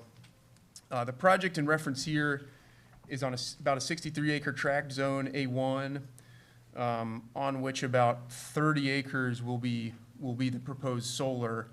We've already had it delineated in terms of the wetlands and have designed our preliminary plans around those wetlands, and have worked lightly with the planning staff and sort of being in compliance with the code and all the proposed setbacks, and as well as the vegetative buffer along Little McCall Road. So that was a question I was going to ask you, Yeah. is the vegetative buffer. So you're good with that? Because I know we've had several that's been approved before, and that's when we added the vegetative buffer in there. Yeah, no, we you know, there is one stretch of frontage here that's probably the best place to put it. And it's, so we're at that frontage territory, we're 75 foot off the property line, which is a more than sufficient buffer that's put in the code. And so our plan will be, actually, you know, I said I wouldn't distribute these, but I will, just because in part of the packet. The second page is kind of what the existing vegetation looks like on the road. And within this, not on short one, let me see you guys what I share. This is kind of the image I'm talking about. There's some, you know, it was a former timber field, and it wasn't replanted. It was clear cut about 5 years ago, and sort of that scrubby stuff on that second page is what's remained. We're going to propose to keep that, about 30 feet of it, into the property, and then supplement it where necessary with additional vegetation. And we'd follow the vegetation ordinance, which says, you know, a couple of things, you know, including one tree every 2-inch diameter at breast height every 15 feet or some odd. But, you know, working with the county, I think maybe keeping the existing stuff might be a little more aesthetically pleasing, but we're open to what vegetative screening measures you guys might suggest. And so surrounding the panels will be a 8-foot fence, 7-8 foot fence, and that's an electrical code measure. You know, we would propose having some sort of, you know, it would be more of an ag fence than sort of a chain link type deal, just to match the aesthetic. But we can go whatever way is necessary. The land is very flat, and we are, the solar, though they are, you know, flat panels, they rotate throughout the day. So they're not treated as They're treated as 70% impervious. And so the stormwater management plan will be in compliance with that Georgia Soil and Water is in the process of drafting new recommendations based on this updated impervious calculation, which is previously it was, completely pervious. Now it's 70% impervious. But we've built some room in the low spots for some retention ponds that are pretty robust, about an acre in size, at least we've planned for, that are sited towards the back of the property, but where the wetlands are. So I think, the solar will be taxed at an appraisal value that we've seen in the past, and that'll generate an expected $1 million in tax revenue over the course of this lifetime. This is a 30-year lease, and the electricity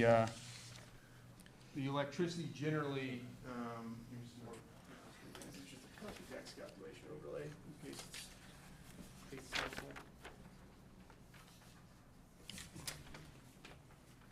But this project, and I'll close my spiel here. This project is tying into Georgia Power circuits. So we're responding to a solicitation by Georgia Power for small-scale utility-scale solar generation that'll serve Georgia Power customers in the area and tie into a local substation and circuits. So yeah, I'll pause there for any questions you guys might have. So the fence goes around the whole project? Yeah, that's how it's drawn, although we'll probably change that to where you see the wetlands splitting the two big arrays.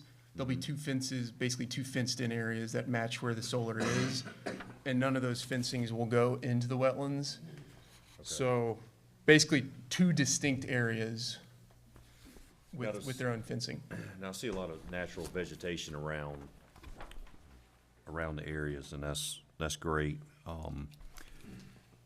Now with the type of fence, is that something, I don't know, I'm thinking about Georgia Power's solar farm on Highway 17. It's like the chain link fence, and it has the green stuff.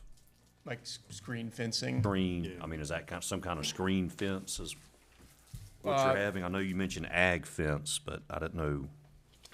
Yeah, so what that.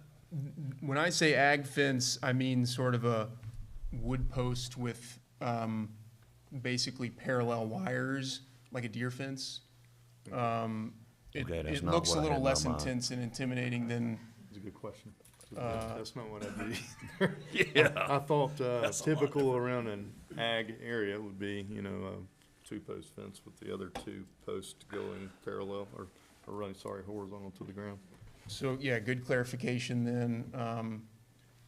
And we're, so that's what we'd propose. I think it's historically, from an aesthetic perspective, been the preferred measure for zoning, just because a big chain link is kind of ugly looking. Although the public right-of-way visual from Little McCall Road will be sufficiently screened such that you won't be seeing any of the fencing when you're driving down Little McCall Road. So, well, that's just a problem I've always heard. Some of the older approved solar farms, there was no buffer, and you ride by and you see solar panels, and gotten complaints over that through the years. But it looks like, as you said previously, there's a lot of natural trees around it. That's right. And we're, I think our site plans have evolved over the years just to match, zoning appetite and what's best for neighbors and everything. And this would fall under the, we're not just going up to the right of way with the fence. It's a little more, a lot of cushion with setback and then some of the vegetative screening to supplement it. Mr. Chairman, if I may, and I do apologize. Yes. So this application is for the conditional use tonight. The applicant will have to come back to get that specific site plan approval. Thank you. What is Chelsea, could I ask you about that real quick? So what is the distinct, when you say site plan approval, you mean as it pertains to building permits and everything like that? Or so is there no, absolutely. The site plan approval is your engineer drawing, again, just showing the commission exactly kind of like what you have here, where the panels will be going. If you do find that you will be fencing both of these different areas, it'll show that. There is a site plan checklist that you will have to adhere to, and I can send that to you. And it's a recent change to the ordinance. You may not have to do it before, but now it exists for commercial and industrial. Okay, and that goes before the board as well as. But it's a quick problem. It's to let them know that what happened here Is in the engineering sense, yeah, Exactly. You got it. Correct. Yep. Understood. Yeah, we don't anticipate, well, that's good to know, so we'll do that. We're good. 30 years from now, Yeah. this property is returned back to its previous state. You guys are responsible for all deconstruction. Addressed in this red box. Yeah, and look, but it's good to bring up, so in that packet, there's our, these were the staff's proposed recommendations that focus a lot on decommissioning, and we're very supportive of that. However, there's been a law passed in July of 2024 at the state level that does supersede any county level decommissioning mandates that we plan to reflect. And, you know, our decommissioning plan is stapled to the back of this that is preliminary, not yet stamped, but we have stamped one of those before. So in concept, the like decommissioning standards that we build into the lease and build into the decommissioning plan are all reflected in the notes that staff has put together. However, there's some like bonding requirement details that we're beholden to at the state level that do supersede the county. So what I would propose is maybe just reference that statute, and I can follow up with you on that. And our lease and solar power facility agreements are all compliant with those. Now, But is they're basically everything, the same. now is everything going to be clear cut where everything even on the backside of these panels, or is there going to be natural vegetation left on the backside? I think it's already been clear cut, right? It has been. There's some immature trees, maybe in scrubby stuff, maybe about my height. On the backside? Yeah, basically, anything outside of the wetlands would have been cleared about 5 years ago. And we would clear what is their grub, you know, to the extent that we're building on the solar. Anything else we'll just kind of leave up, which is really only that like 50-foot strip on the back end, as you're referencing. But yeah, to your point, there aren't tall trees there right now, but we would grub everything that is there currently. So you would make sure there's natural vegetation around pretty much all of it then? Yeah, there'll be a strip there. Yeah. Okay, I just asked, just 'cause the fence threw me off, so. Good. Any further questions for our applicant? I don't have any. Anyone? Okay. Thanks, sir. Is there anyone here If I could opposing this make one application? last thing. Right ahead. Go ahead. It just, just to reiterate the stipulations attached to that special use permit approval, we would request that they reflect the official code, which is denoted in that decommissioning plan, and we can follow up on that. But that would just be my one request with special use permit. Very good. That's it. Thank you, sir. All right. Anyone in opposition to this application?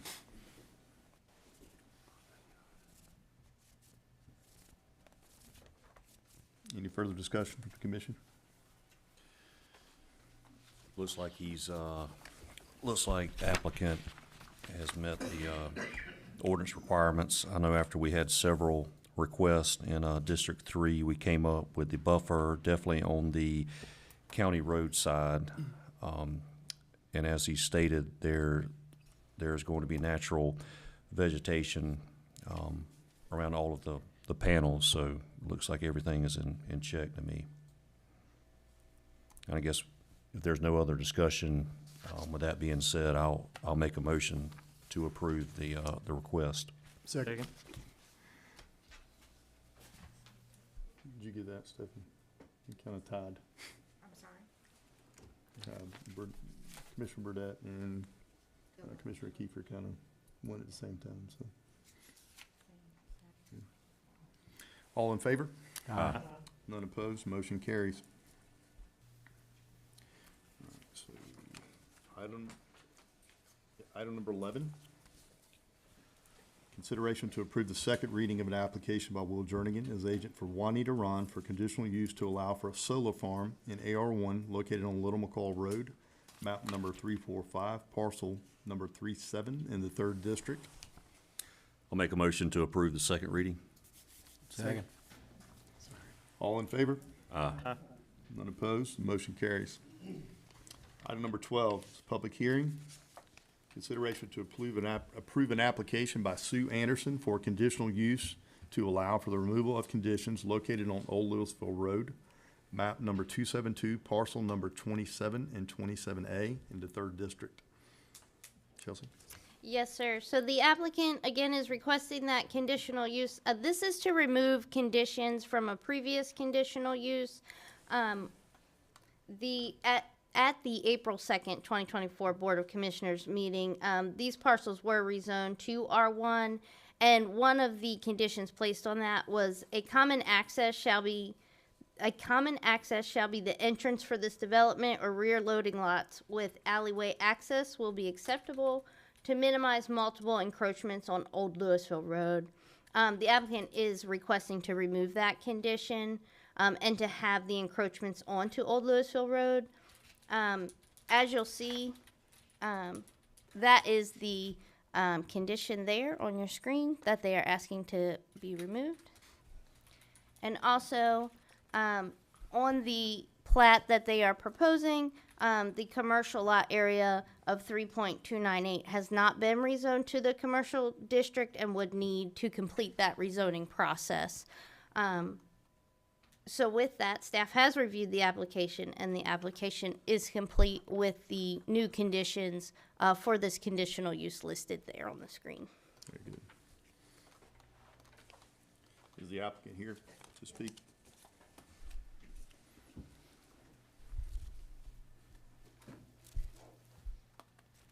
I'm Sue Anderson. I represent the builder.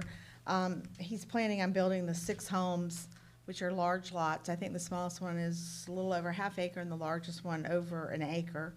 And they're gonna be brick and hardy plank homes, really nice homes. Already have a waiting list for them. And Old Louisville, he's not gonna do anything off of 119. I think there was a little bit of confusion on that. But he does plan to rezone the commercial property, and he also owns the field behind it that he's planning on putting some houses similar to Honey Ridge houses on it. But he has not even started or rezoned that at all yet. Yeah. And those will also be all brick. Thank you. Anything from the commissioners? Just out of curiosity, how big will they be? How big are the homes?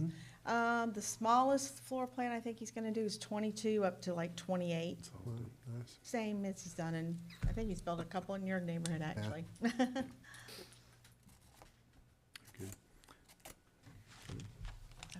Thank you, ma'am. Is there anyone in the audience opposed to this application? Please come forward.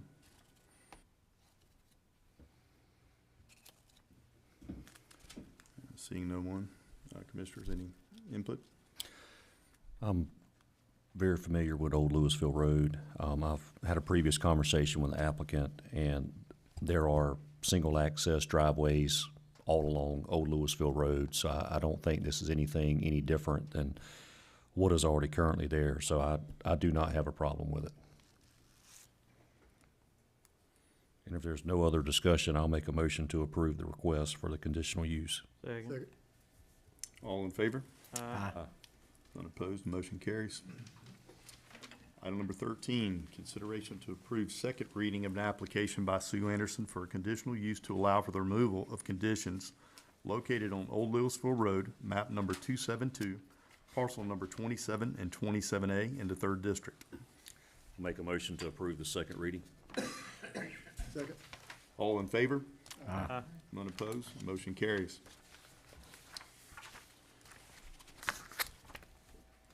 Item number 14, consideration to approve the second reading to amend Part 2 Official Code Appendix F, Overlay Districts, Section 1, Corridor Overlay Districts of Effingham County Code of Ordinances. I'll make a motion to approve the second reading. Second. All in favor? Aye. None opposed, motion carries. New business, starting with item 1A, I believe, is that correct? That's correct. Okay, and that was from number 3. Okay. Consideration to approve to ratify and affirm enterprise vehicle order replacement for Effingham County Sheriff's Office. Beth, I'll open with you since you had the question. And I can, you want me to give details first? Sure, go ahead. Chairman? So this is a vehicle for the sheriff's office. And so there are two things that, you know, kind of levels of control that we have on this. One of them is the line item budget for vehicles. And then the other is within the ordinance of the budget, there's a restriction on increasing the size of the vehicle fleet without approval of the board. So so there was some confusion as to how we budget for leases, and the way that we budget for them, and this is what the GASB requirement is that we take the present value of all the lease payments, and we essentially make them a one-time purchase amount for the year that the lease is initiated. Essentially on this, they have funds in the budget to purchase this vehicle. Effectively what it would do is, because of the cost, is they wouldn't be able to purchase. It's essentially they'd be using the budget for two vehicles for one to purchase one vehicle, if that makes sense. And so they had requested that this that there was a limited hold on this vehicle, and that they were going to use it, and that it was in their budget. So that's why it was approved and sent to the board for ratification. Okay, I've just had people ask me why the sheriff's department is riding around in Lariat trucks, four-wheel drive Lariat trucks. So when this came up, I said, well, I'll look into what's going on. Have they quit building? They've quit building regular rear-wheel drive police cars. I believe that's the main reason, isn't it? Well, it is, although this is probably a little bit more expensive because of the trim level. And so I don't think we did find a few Chargers on some lots this year, but after that, they're done. And then they have to decide which vehicles they want to replace them with. But this will take the place budgetarily of two Chargers, so for this one vehicle. So The issue wasn't the truck. The issue was a Lariat package, and it was a 4x4. Or not an XL. Yeah, well, because what they're saying is, okay, That's what Georgia what's, Power buys. you know, is that they've got a 4x4, you know, Lariat truck. Well, what's it being used for? And I guess you could say at times, do you need a four-wheel drive truck at Effingham? Certainly. I drive a four-wheel drive vehicle. But it was probably the Lariat package that, why do you need a Lariat package? You know, that's probably what, $6 or $8 grand or something sometimes? I'm not sure what it is, but it's, and they said, I just don't understand why they're doing it. So I said, well, let me ask. So that's why I'm doing it. And I know the sheriff does have his own budget, and he can spend it however he wants to. But I just think that, you know, why do you need a Lariat package? You know, what's this truck gonna be used for? Do you really need a four-wheel drive if all you're gonna do is road duty? You know, 'cause all that's just extra taxpayer money. Why do we lease instead of buy? it was actually a process by which we can replace all of our vehicles that we started about 6 years ago. And what it was 6 years ago, and we may readdress this next year, is that we were getting them at such substantial discounts because of the rebates that, and interest rates were so low, that, it would almost be you'd be financially ill-advised not to do the lease and to purchase it up Through the front. lease, they did the maintenance on the vehicles too, correct? That's correct. And so that's the other bonus that we get from doing this process, is that part of that lease payment, not for the sheriff's vehicles, but for non-emergency fleet, so any vehicle that's the Board of Commissioners controls, includes the maintenance for the entire period of lease, including oil changes. So There was a that's period of time also, we couldn't even hardly get vehicles. They That's were right. getting vehicles we couldn't even get because of COVID and everything else. It was What's our current replacement We spent an schedule entire now? workshop on that before, Yeah. before we did it. and it was a big Yeah. savings at the time too. I Yeah, guess we could look and at so that right again. now, we're doing extremely well, and I so it depends on the Yeah, vehicle. So I know, yeah. the question is, what's our cycle time on these vehicles? The sheriff's vehicle, and keep in mind on this one, probably has about 10 or 11,000 in upfit on it. Those are the lights, all of that additional equipment that's required, striping, et cetera. There was a custom thing at the bottom of this. I was assuming that was That's it. $8,000 Yeah. on this one. Yeah, that's what we send it to I would Edwards assume that for. was the Yeah. lights and all. And then, so on the sheriff's vehicles, because they have that upfit, their cycle time is much longer, because we've got to amortize that over a longer period of time. But on our vehicles, we will probably cycling out next year about 15 vehicles that are 4 years old. The 4 to and- 5 year average. Yeah, and they are, and considering what we purchased them for, we're going to do very well on them. Not selling them when they get to the point where the wheels are falling off. Yeah. While they have substantial residual value. And, that's the process that we're in we have not sold any back yet, but next year we're going to start doing that. Right, I think lease a lot of times makes sense because you are left with a surplus of vehicles that you may have 250,000 miles. Well, but according to this, it's 25,000 miles, for 60 months, so that's 125,000 miles. That's Well- sort of a little amount of mileage to me for Well, keep in mind, we're going to end up purchasing the vehicles so that the mileage restriction really doesn't come into effect. And so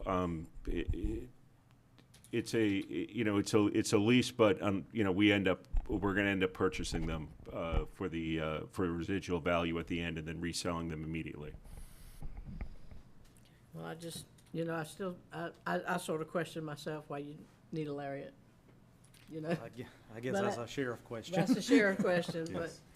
I just, I didn't pay attention, I guess, to the terminology that was already bought, and we were just ratifying it, I just saw it.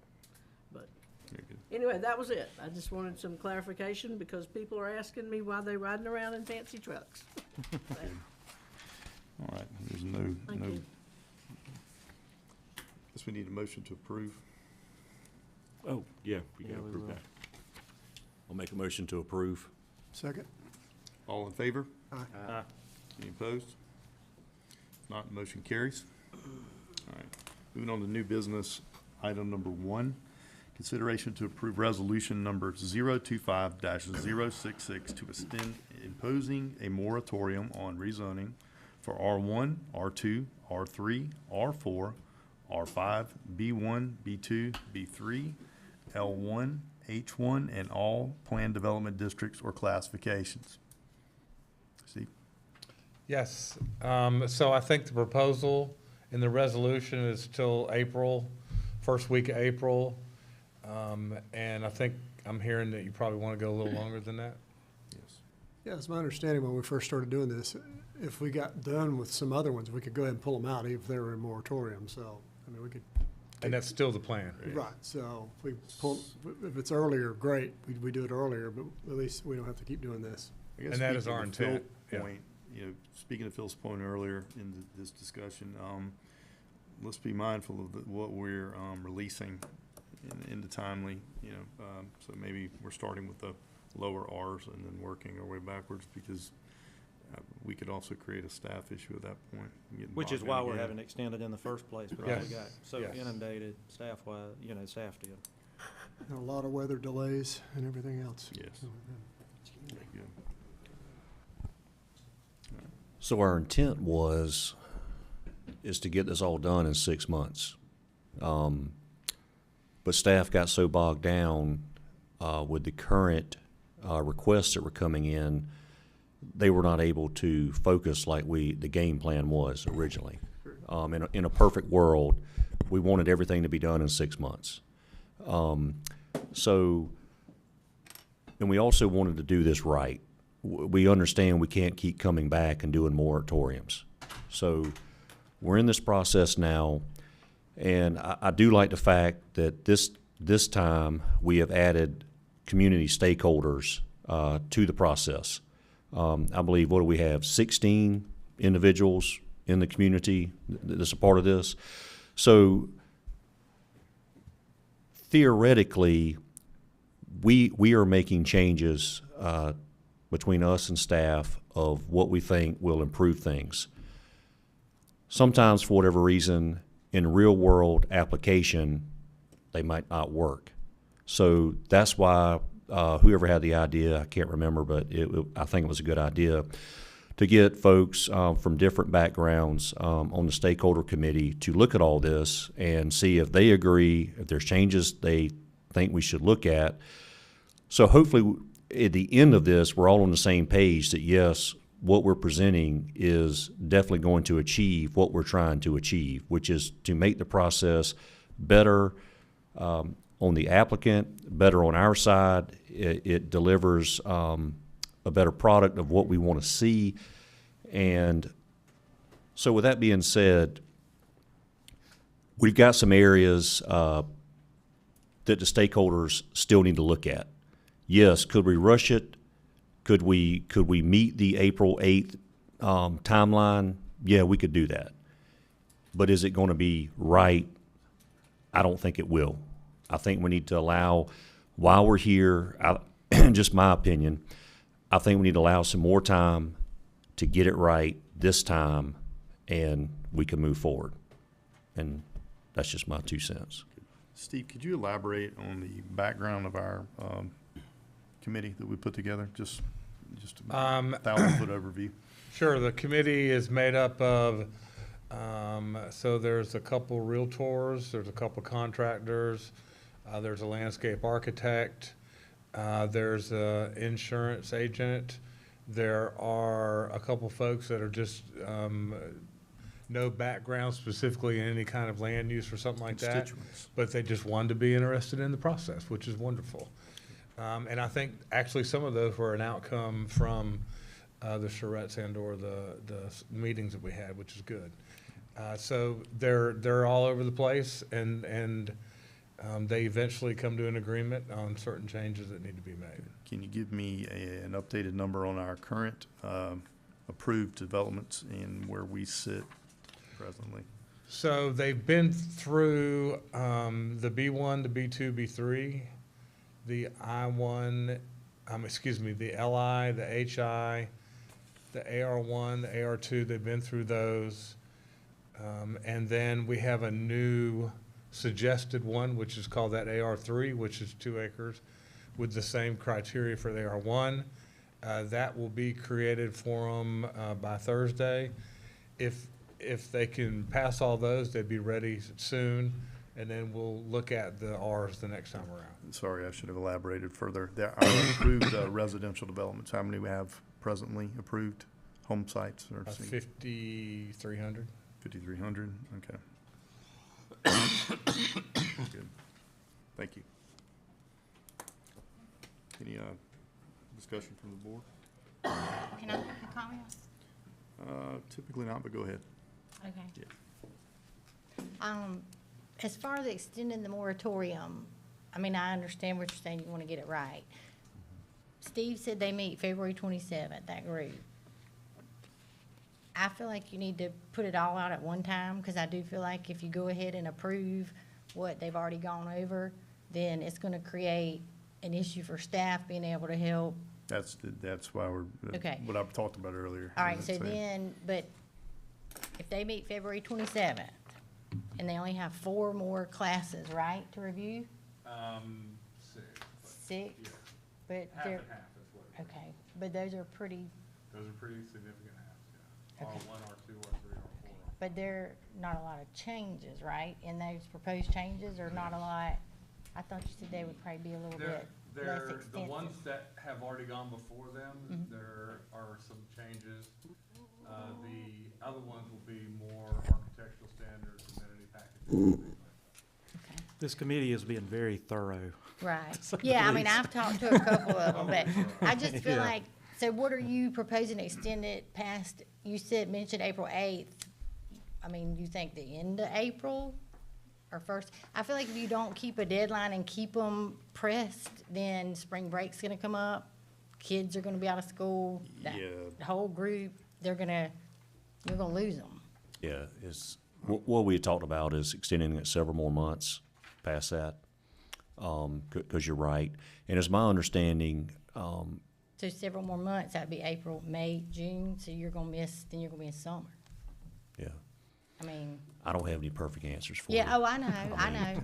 But I feel like if they only have 6 more classes to review, they're meeting February 27th So as on my understanding Thursday. is, if we extend it and say things go faster than what we feel, we could lift the moratorium at any time, correct? Yes, correct. Yeah, but if you don't put a deadline on that group, they're not, I mean, if they say they have until June, they're gonna wait until June. But it's to gonna be done. even more disruptive to keep coming back and having to extend the moratorium. And that's just my opinion. Right, but I mean, We're setting a drop dead date, and if we exceed expectations, then that's where we will land at that point. We can speculate there's no perfect time to do it. I believe that people are focused. We just had some discussion at our retreat about kind of refocusing the group a little bit more on certain areas that we need to roll out, and I think we'll accomplish it. I really do. I think we're going to come in under the wire, but really wanted to set a date out or a time frame out that was achievable and reasonable, so that we get, I'd love to get 100% right, but at least 90. Right. So what date are y'all proposing to extend I it guess out? a little bit more patience, and we'll probably discuss that here in a second. Okay. Oh, I have patience, just asking the process. Very good. Any further discussion from the board? what do y'all think? What do y'all think about the first meeting in August? Which I get it. Like Alice said, I know you're gonna have spring break and you're gonna have summertime, but I mean, we've got to set a date. I think that would be good.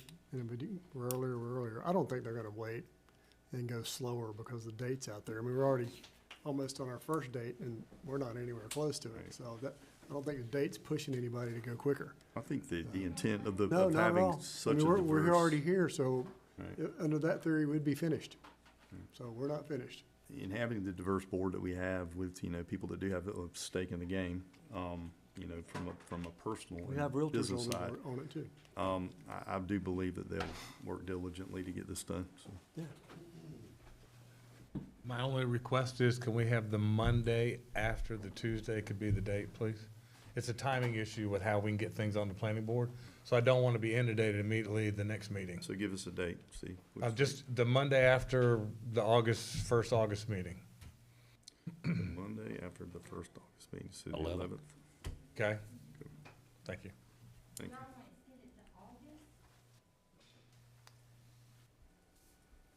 We'll know. Unless y'all want to do I'm. We finish it up open. quicker, it'll come out quicker. Right. Yeah. All right, do we have a motion on the floor presently? I would hope we can, because, I mean, Steve was saying April. Yeah, So I feel like, yeah. But this way, we're not having to do this Right, again. we're not having to keep That- on that's the bringing whole it goal. back up again, so. I make a motion, we extend it to August 5th, is that what? 11th. 11th. Second. All in favor? None opposed, motion carries. Good. All righty. Okay. Item number 2, consideration to approve a quote to contact with CDW and -G for a 3-year contract for enhanced email protection solution.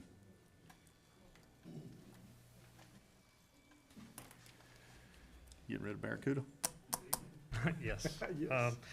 Noel Webb, IT Director. Staff request approval of a 3-year contract to acquire and implement an AI-powered email security solution. This new system will replace the existing platform, providing enhanced security and cost savings. Gotcha. And then I'm assuming this will do better vetting of the email presently. Much better. Gotcha. Any questions from the commissioners? If not, I'll ask for a motion. I'll make a motion to approve. Second. All in favor? None opposed, motion carries. Item number 3, consideration to approve resolution number 025-003, authorizing the transfer of real property to the city of Springfield. Tim? Yes, Mr. Chairman. So this actually is a swap of 2 buildings that the county will be giving the city of Springfield our former administration building. And in return, the fire station, which is our fire headquarters, which Springfield owns and we currently lease from them, will be given to the county. And so they do realize that we currently have tenants in the administration building. They have agreed to allow them to stay there until their facility is finished, or 18 months, whichever comes earlier. But I think that timeline should be completely adequate. So the station out on Highway 119, that will be County ours? facility. Correct. That'll be a county-owned facility. Okay. Very good. Any discussion from the board? Make a motion to approve as presented. Second. All in favor? Aye. None opposed, motion carries. Item number 4, consideration to approve resolution number 025-004 and 025-005 to reappoint Janice Bevel and Scott Morgan to the Tax Assessor Board. Stephanie?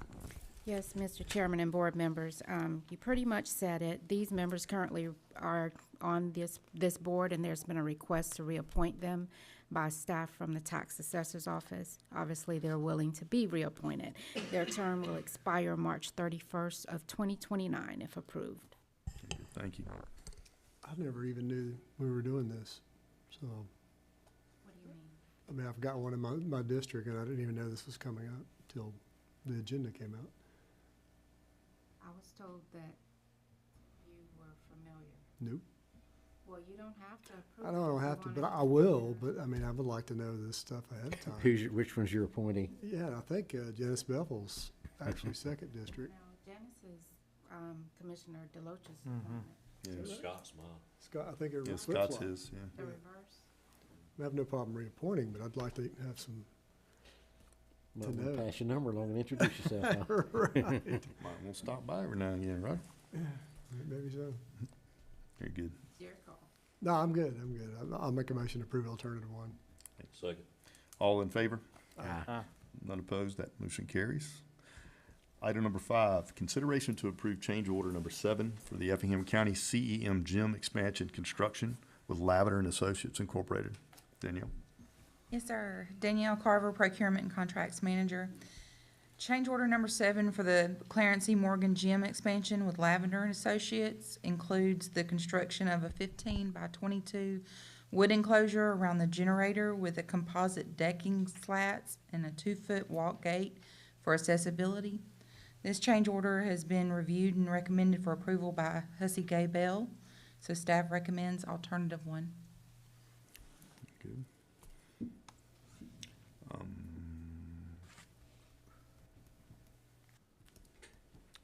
Any discussion from the board?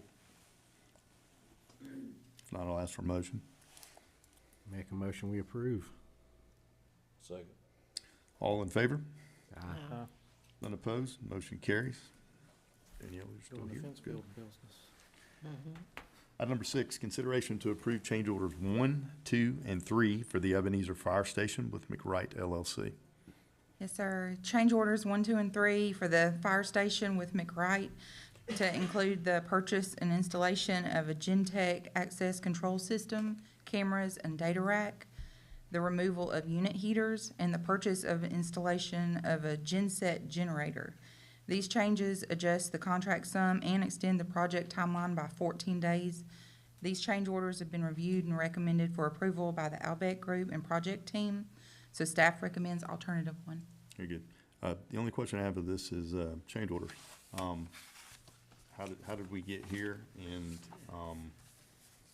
access control, generators, things like that? And how do we avoid it moving forward? Yeah, so, this, I believe, and I may be wrong on this, and if Noel is still here, but, this, I believe, was reviewed prior to the current, IT director, being on board, when the plans were approved.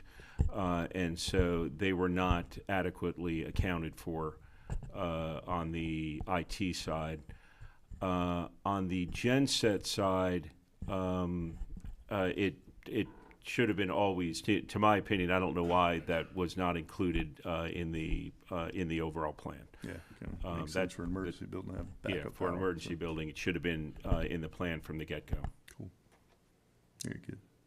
All right, so we've instituted checks and balances, I'm assuming, to move forward. Perfect, thank you. Any more discussion? I guess it's $72,000 for one of those generators? Yeah. Beth, you're gonna see some crazy numbers. I know, but I'm just sitting here going, that just seems, I mean, I'm sure this runs the whole building, I understand that, but $72,000? You should see a fire truck. I can understand maybe a fire truck, but that just seems pretty high for a Just generator. Sorry to beat a dead horse. I guess okay. And, does this include, any kind of service level agreements or contracts with the generators at all? Or is that something you negotiate separately? I believe I it would have does. to go back and Does research. that, I mean, believe it is, did. Let me see. Obviously, our generators need to be on an exercise cycle.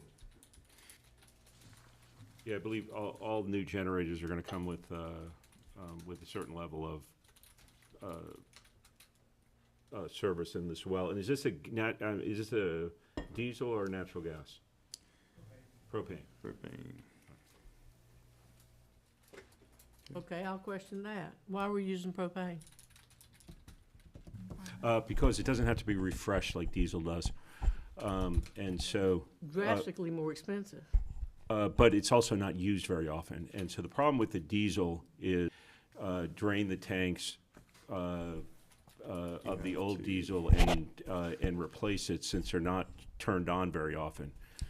Because we can do this with propane, we don't have that servicing issue that we do with the diesel. How long will the propane last? How long will it run? Because that's what I heard from these people during these hurricanes. After 3 days, they were out of.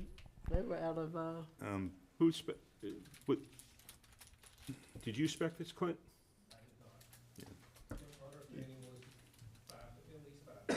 At least what? 5 days. I think it's up to a week, actually. I was in that meeting. So do we have a regular generator run cycle weekly? I mean, you don't have to transfer load, but are we doing that presently? If, They do cycle. okay. Great. Any other discussion? Make a motion to approve. Second. All in favor? Aye. None opposed, motion carries. Item number 7, consideration to approve a design proposal for Moffett and Nickel for professional engineering services related to the Sand Hill Road at Blue Jay Road intersection. Okay. The Sand Hill Road and Blue Jay Road intersection improvements project aims to enhance traffic flow and safety by converting the existing four-way stop into a single-lane roundabout. This proposal outlines professional engineering services by Moffett and Nickel, including surveying, design, permitting, right-of-way plans, and bid assistance. The anticipated project timeline is 8 months with a milestone reviews to ensure timely completion. So staff recommends alternative 1. So this is strictly just a design? Yes, sir. Okay. That's good. I get a lot of questions about that intersection. No, it's terrible. Good. Any further discussion? If not, I'll ask for a motion. Make a motion, we approve. Second. All in favor? Aye. None opposed, the motion carries. Item number 8, consideration to approve a design proposal with Pond and Company for professional engineering services related to the Blue Jay Road Phase 2 improvements. Yes, sir. Blue Jay Road Phase 2 Improvement Project aims to enhance traffic flow, safety, and capacity by widening 1.6 miles of the roadway and constructing a new roundabout at McCall Road West and Blandford Road.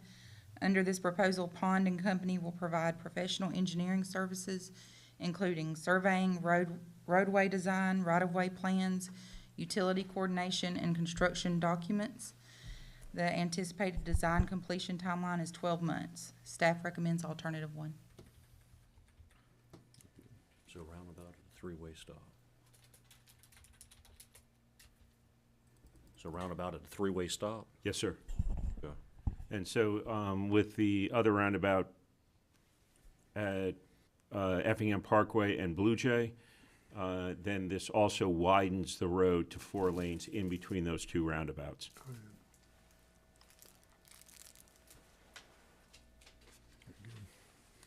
Any further discussion? Not ask for a motion.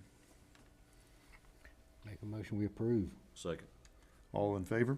Aye. None opposed? Motion carries.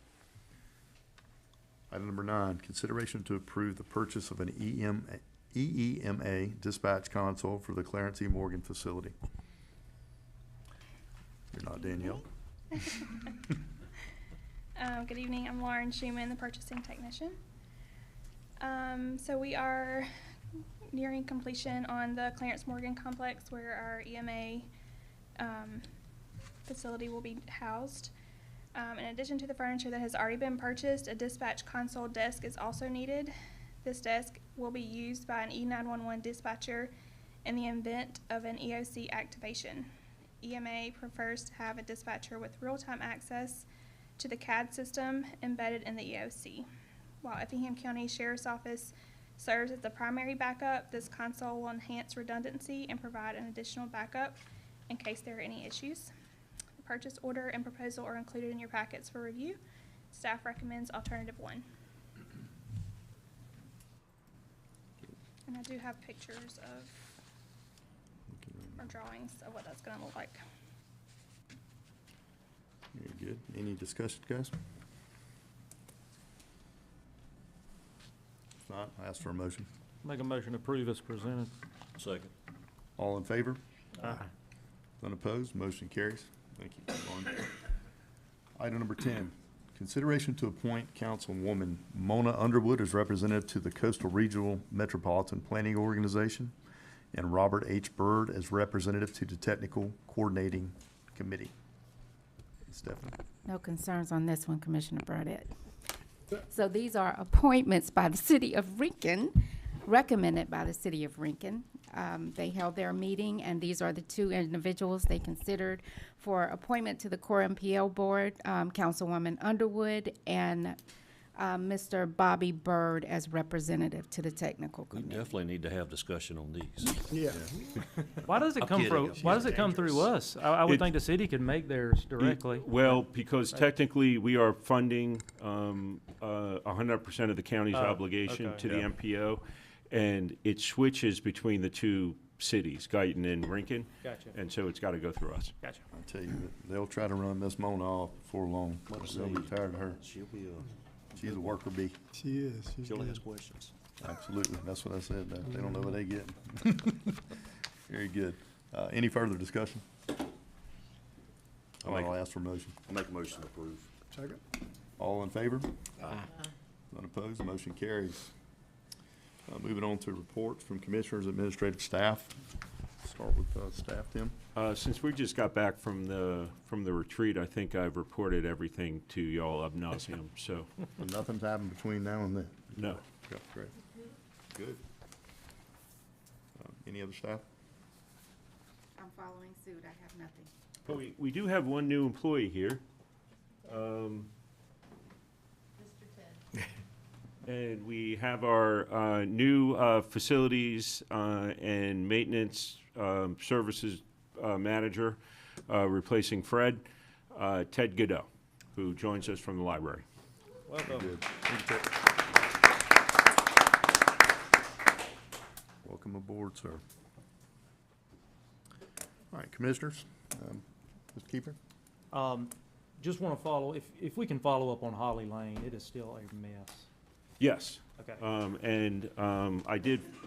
I did send a message to EOM about it. Okay. But I will say on it, we had our meeting on the Old Augusta Road corridor preliminary plan. And so we may just have to try and keep putting some Band-Aids on it.